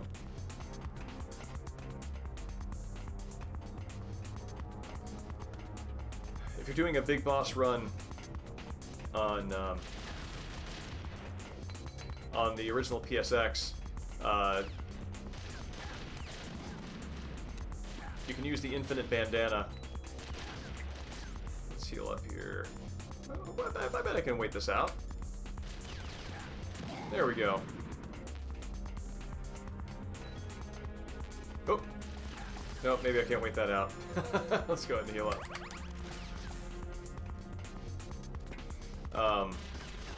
Yeah, if you wear the bandana, you can just keep throwing the the stun grenades over and over again to where your screen is basically completely white for all 20, or all like 40 to 60 seconds it takes to run up there.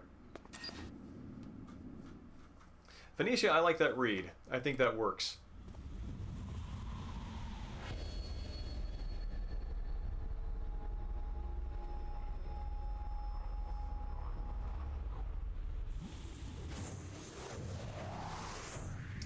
Oh, that's right, Iceman Dan. The box. That's, thank you, Hobgoblin. Thank you very much for the subscription for 9 months. I appreciate that.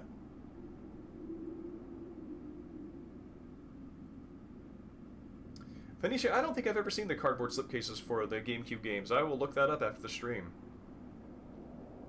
And, Space Hamlet, that's really interesting. I wonder if that is the case. I always kind of read, here, this makes me sick with fear.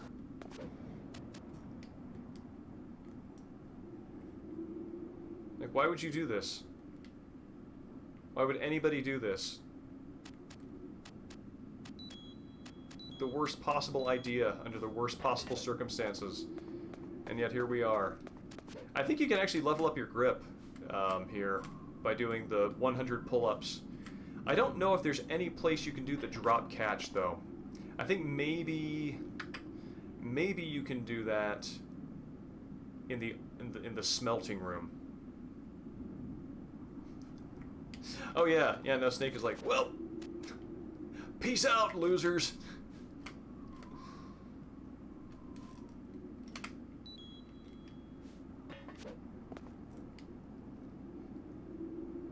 I also feel for whoever assembled this this satellite dish. Looks like a very lovely model, and exists for exactly like however long it takes for you to see this happen.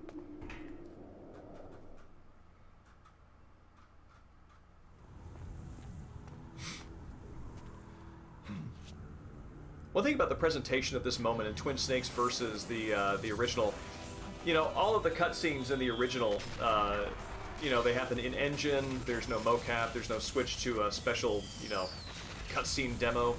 And so when Snake walks up to there, the fact that the missiles can just sort of stream in instantly and it clicks seamlessly over to a cutscene. Oh, here we go. It's ridiculous.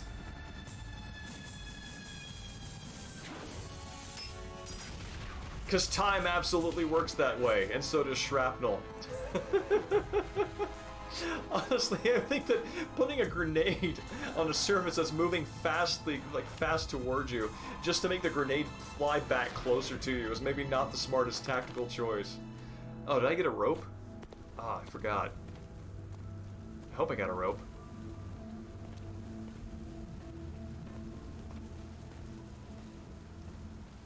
But yeah, the demo in the original just like cuts in with the missile streaming, so it really catches you off guard. Whereas this one, you have the sort of breath pause of the transition from game to cutscene to sort of prepare you for it.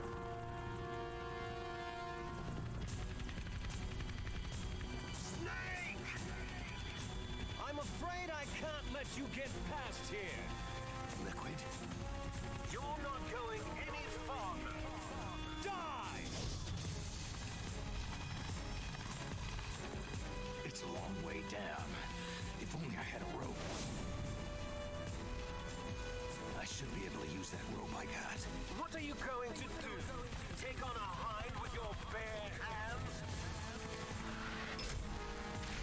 Like, I know why those lines fire back to back, because I think it is possible, if you did not pick up the rope, to If I stay here, for Snake to say, if I could get down there if only I had a rope.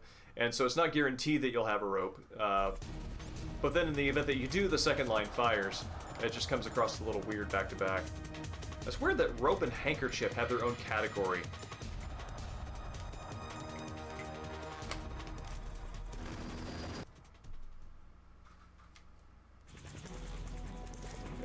Liquid very fighting chance like gives Snake the time to do a double sheet bend to tie himself to the railing.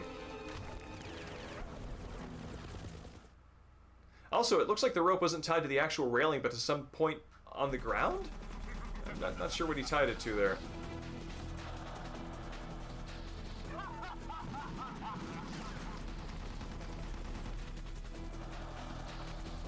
Let's see. Here's how to repel. Press the... Here's how to repel. Mash a bunch of buttons and don't die until you get to the bottom. That's how to repel.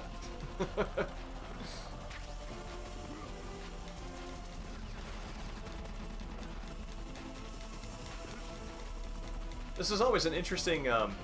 this is the sort of thing where this mechanic was made for this one specific moment in MGS1.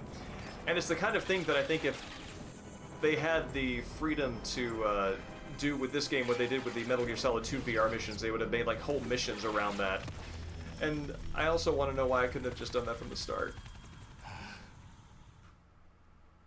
Perfect somersault landing, just like drop the last 3 floors. Let's see. I believe... Excuse me.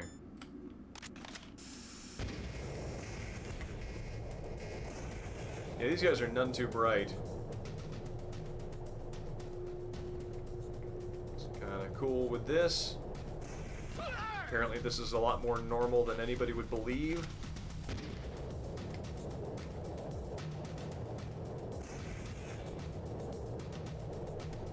Like Sniper Wolf. Until they kill Snake, he's all they'll think about. At the expense of the immediate threat.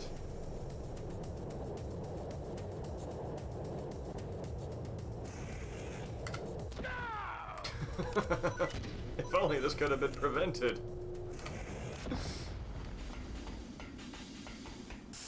There we go.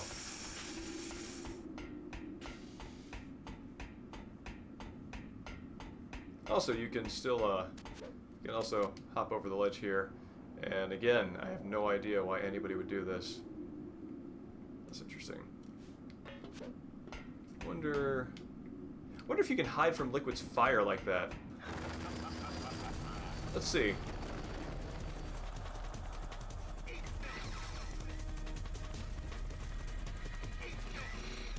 You can, in fact.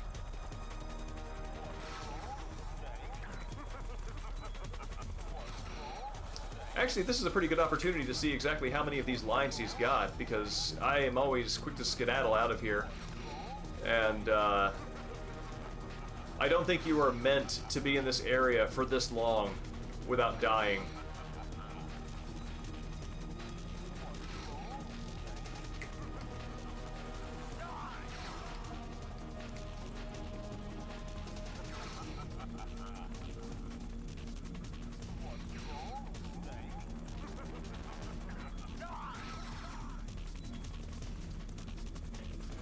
I guess that's it. Still, it's interesting that the hanging mechanic allows you to be out here longer than any of the looping VO is designed to accommodate.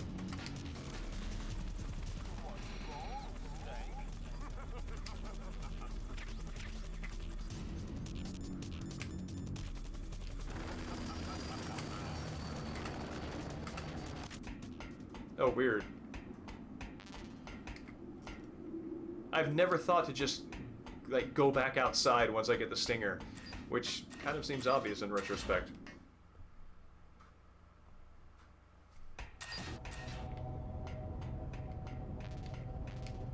Let's see, I'm trying to remember the order that you do this in. I think you gotta come up here, get nothing from the elevator. Oh, it always strikes me as so weird that Snake gets a question mark above his head like the guards do. Makes me think like the question mark and the exclamation point are these some sort of like very special mental moments, and Snake himself gets them. So yeah, okay. Weirdly enough, Otacon is the one who clears the way. Somebody with a broken leg who just had his face bashed against some jail bars. He's pretty good at lifting. Now these stairs, Snake takes somewhat gingerly.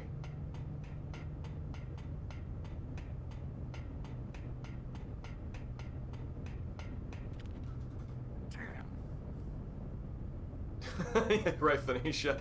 Liquid is genuinely concerned.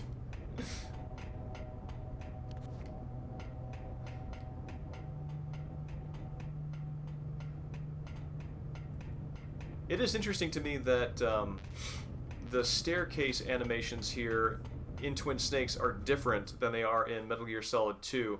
Because in Metal Gear Solid 2, they've got very much like tap, tap, tap, tap, tap, tap, tap, like ninja steps up and down stairs. And they kind of slow the animation down and measure it out in this. Don't shoot! It's me, don't shoot!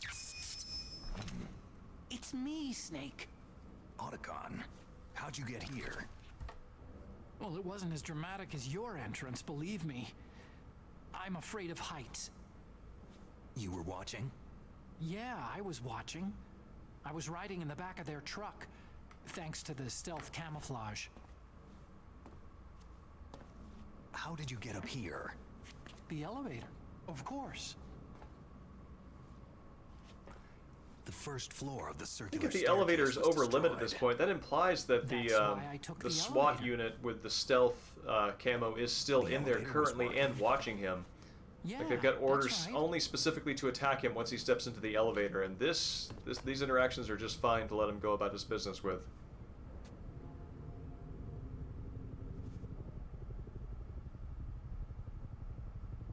You're incredible.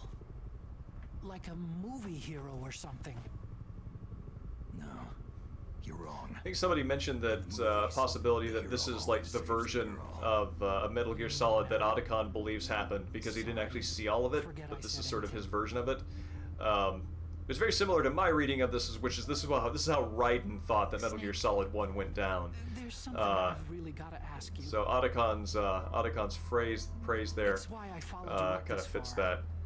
It is also kind of a Have you precursor ever to his fanboyism, where he just completely geeks out over Snake. That's what you came to When ask.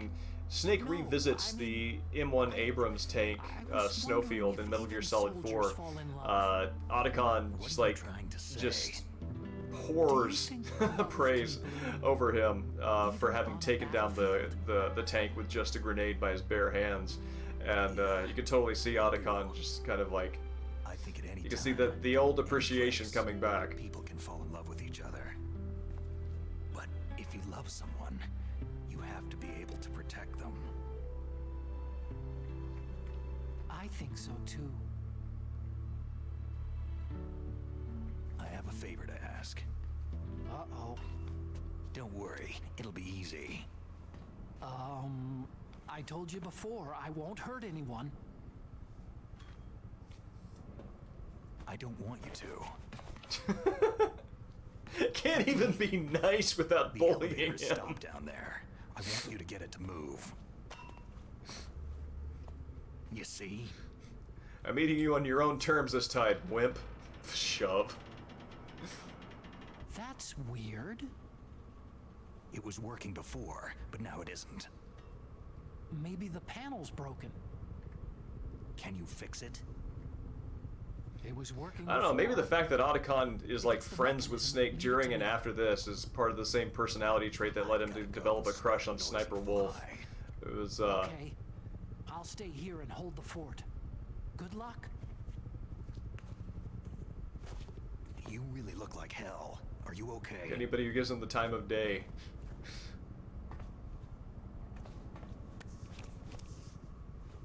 Don't worry. If I do this, it doesn't matter. I don't think I know what that gesture is supposed to mean. I just pretend like I'm not here. And then I'm not scared. Strange logic. I'm counting on you. That's interesting because that actually does make sense for Snake because hiding for Snake is not a fearless moment. When Snake hides, it is absolutely with a sense of danger all around. Alright, I think there are a few security cameras, which this section, in the original game, I wasn't 100% sure what the challenge was supposed to be outside of do you have enough chaff grenades to get through here, because you can't, even if you have the Stinger missile launcher, from the bottom of the stairs you can't lift it up on the y-axis enough to be able to shoot these cameras. So it's not a question of like, are you anticipating these threats, are you using first-person view to keep an eye out for the terrain to see what threats are just outside of your field of view. It's none of that. You just, if you don't have chaff grenades, you just keep getting shot a lot. And I was never really sure what the challenge was supposed to be there outside of maybe a gimmick moment to test if you have survival horror-esque saved enough of your resources to make it through here. Because then once you make it to the top, you can shoot these things with your Stinger. In fact, let's just save a couple here.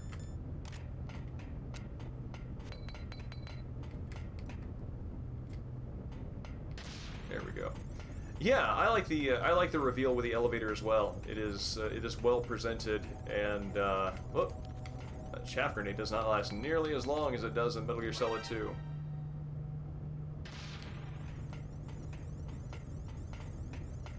Yeah, I think the elevator with the stealth character reveal is a nice moment. I'm really curious to see what their confused animation looks like. We can just kind of watch that for a little bit.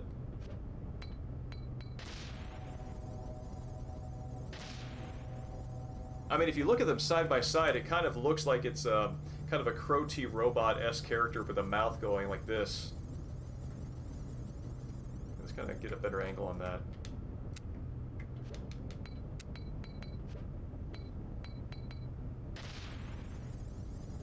See, it looks like an animatronic opening and closing his mouth, like an animatronic bird.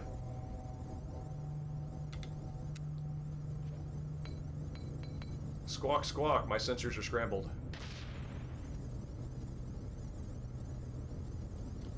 Wonder if I can hit them with a Nikita from here.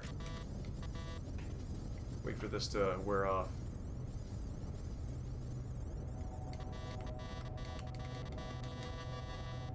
Oh, it doesn't let you do that.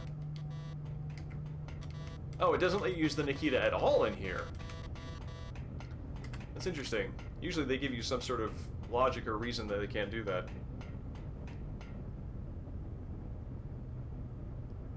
Have a good night, Iceman Dan. Thank you so much for stopping by, and yeah, the rest of this will be up on the VOD if you want to check it out. I hope you have a great bike ride, and that it is safe and eventful only in good ways. Have a great night, and a good morning.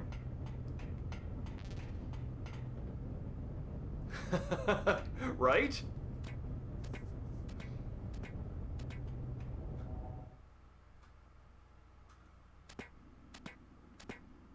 Crow T Robot is such a strange puppet because you're so used to seeing just like the sort of like news anchor Crow from like sort of like chest and shoulders up, and then once Crow stands up, there are like these like freakishly long legs. It's a sort of like head shaking reveal when you actually see like what his full character is.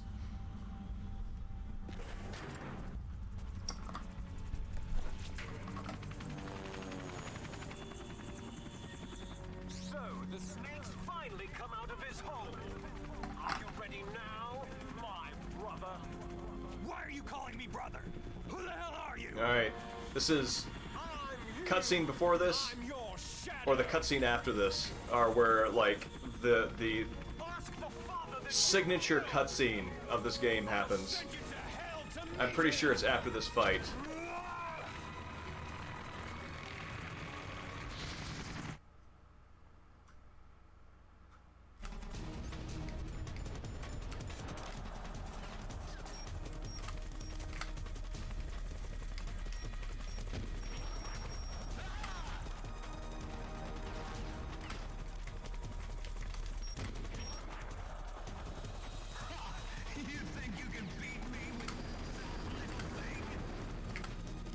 Buddy, let me tell you how high my confidence is on that.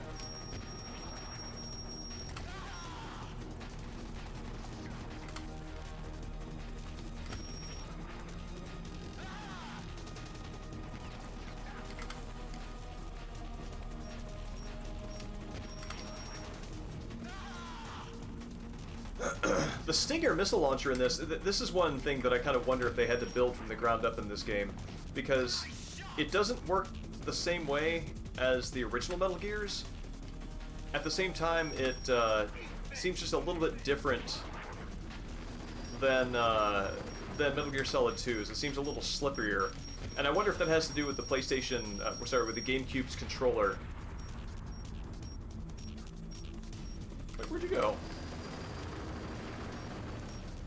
Oh, there you are.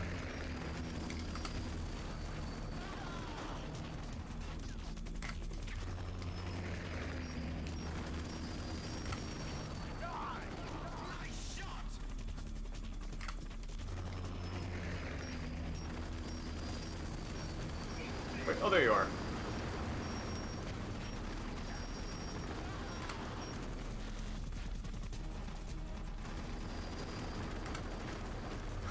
I like how Liquid's damage sounds. He just sounds so scandalized.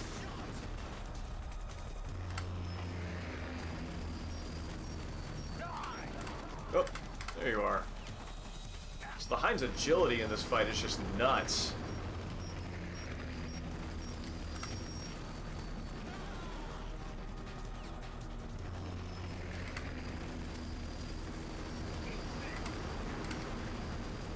Where you at, Buster? There you are. Let's heal up here.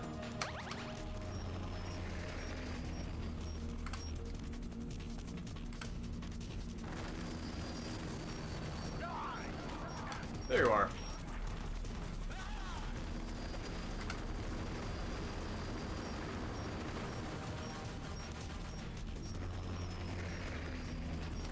There you go.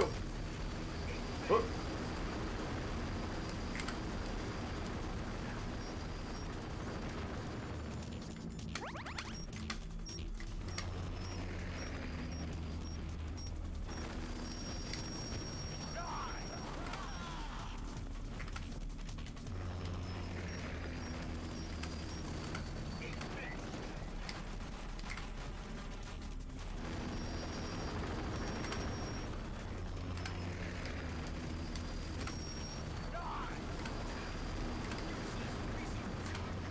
Like, almost unwieldily fast.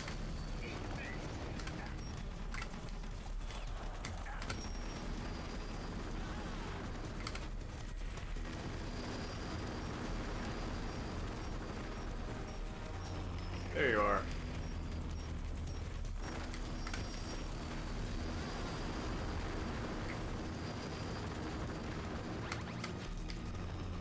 Should be it, right?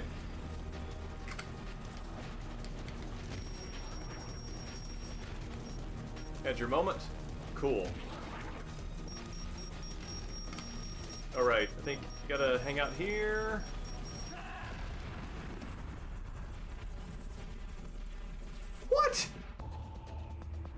Snake, are you okay? Snake! Snake! That is bewildering. Phoenicia, I like that reading as well. I'm genuinely unclear as to why that killed me. I've always, at least from what I remember in the PSX version, I've always just kind of hidden behind that structure, and that has never killed me. Also, I was wearing body armor. It's just, I wonder if maybe I just need like a ration.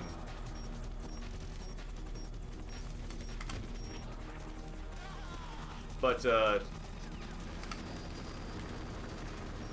like, I don't think the fact that I died from that itself is a problem in the abstract, but just that I don't know why that killed me.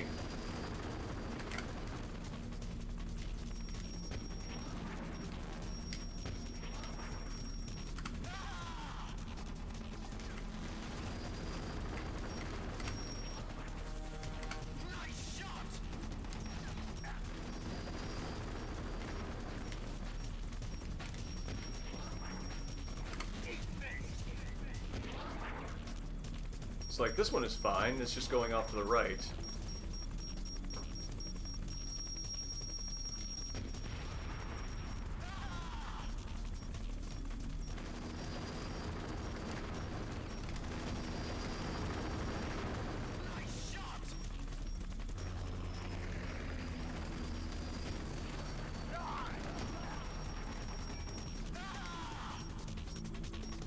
It's weird, like, Liquid doesn't have any of the subtlety of the hide and seek, which is, I think, supposed to be kind of the idea here.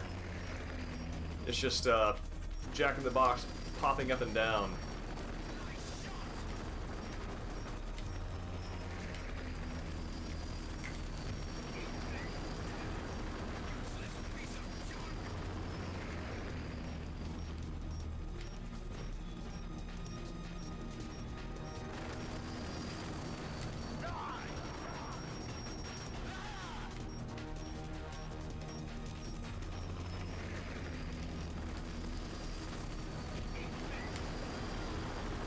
Go.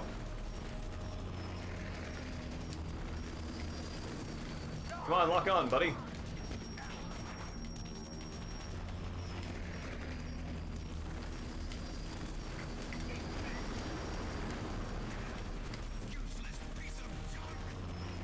This is one of the things that I remember being kind of frustrating about the Stinger, is that it kind of breaks a little bit within a certain range. Alright, so here's how we're going to do this. I'm going to heal up, and I'm going to keep this equipped. Or maybe I need to do this.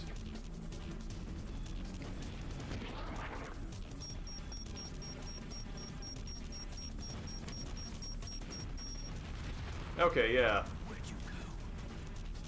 There's the secret. Yes, here it comes. The iconic cutscene. Eat this. I love it. I hated it so much in the start, but now I love it.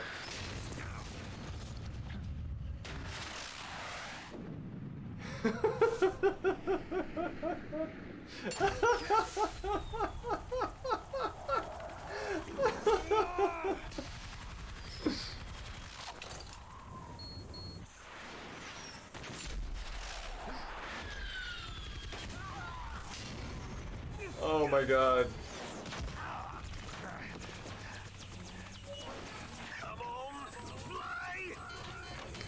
That is the audio that is attached to Liquid's flashback in MGS4. Snake! See you in hell, Liquid. Oh man, I remember this was such a good moment in the original. The whole cool guys don't look back at the explosion moment, right? Oh man.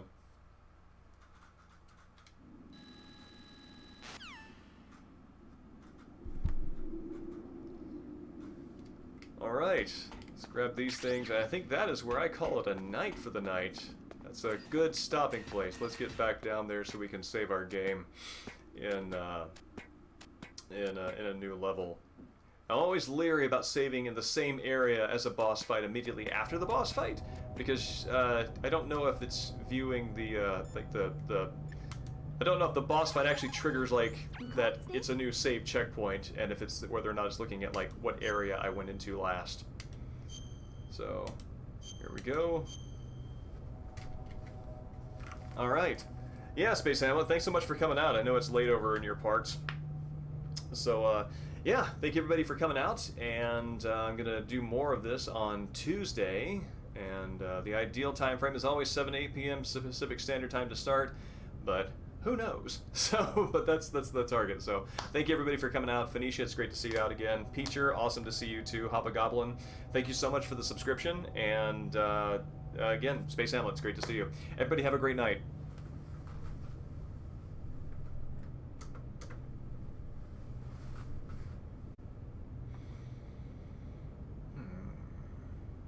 Here we go. Oh, 206, perfect.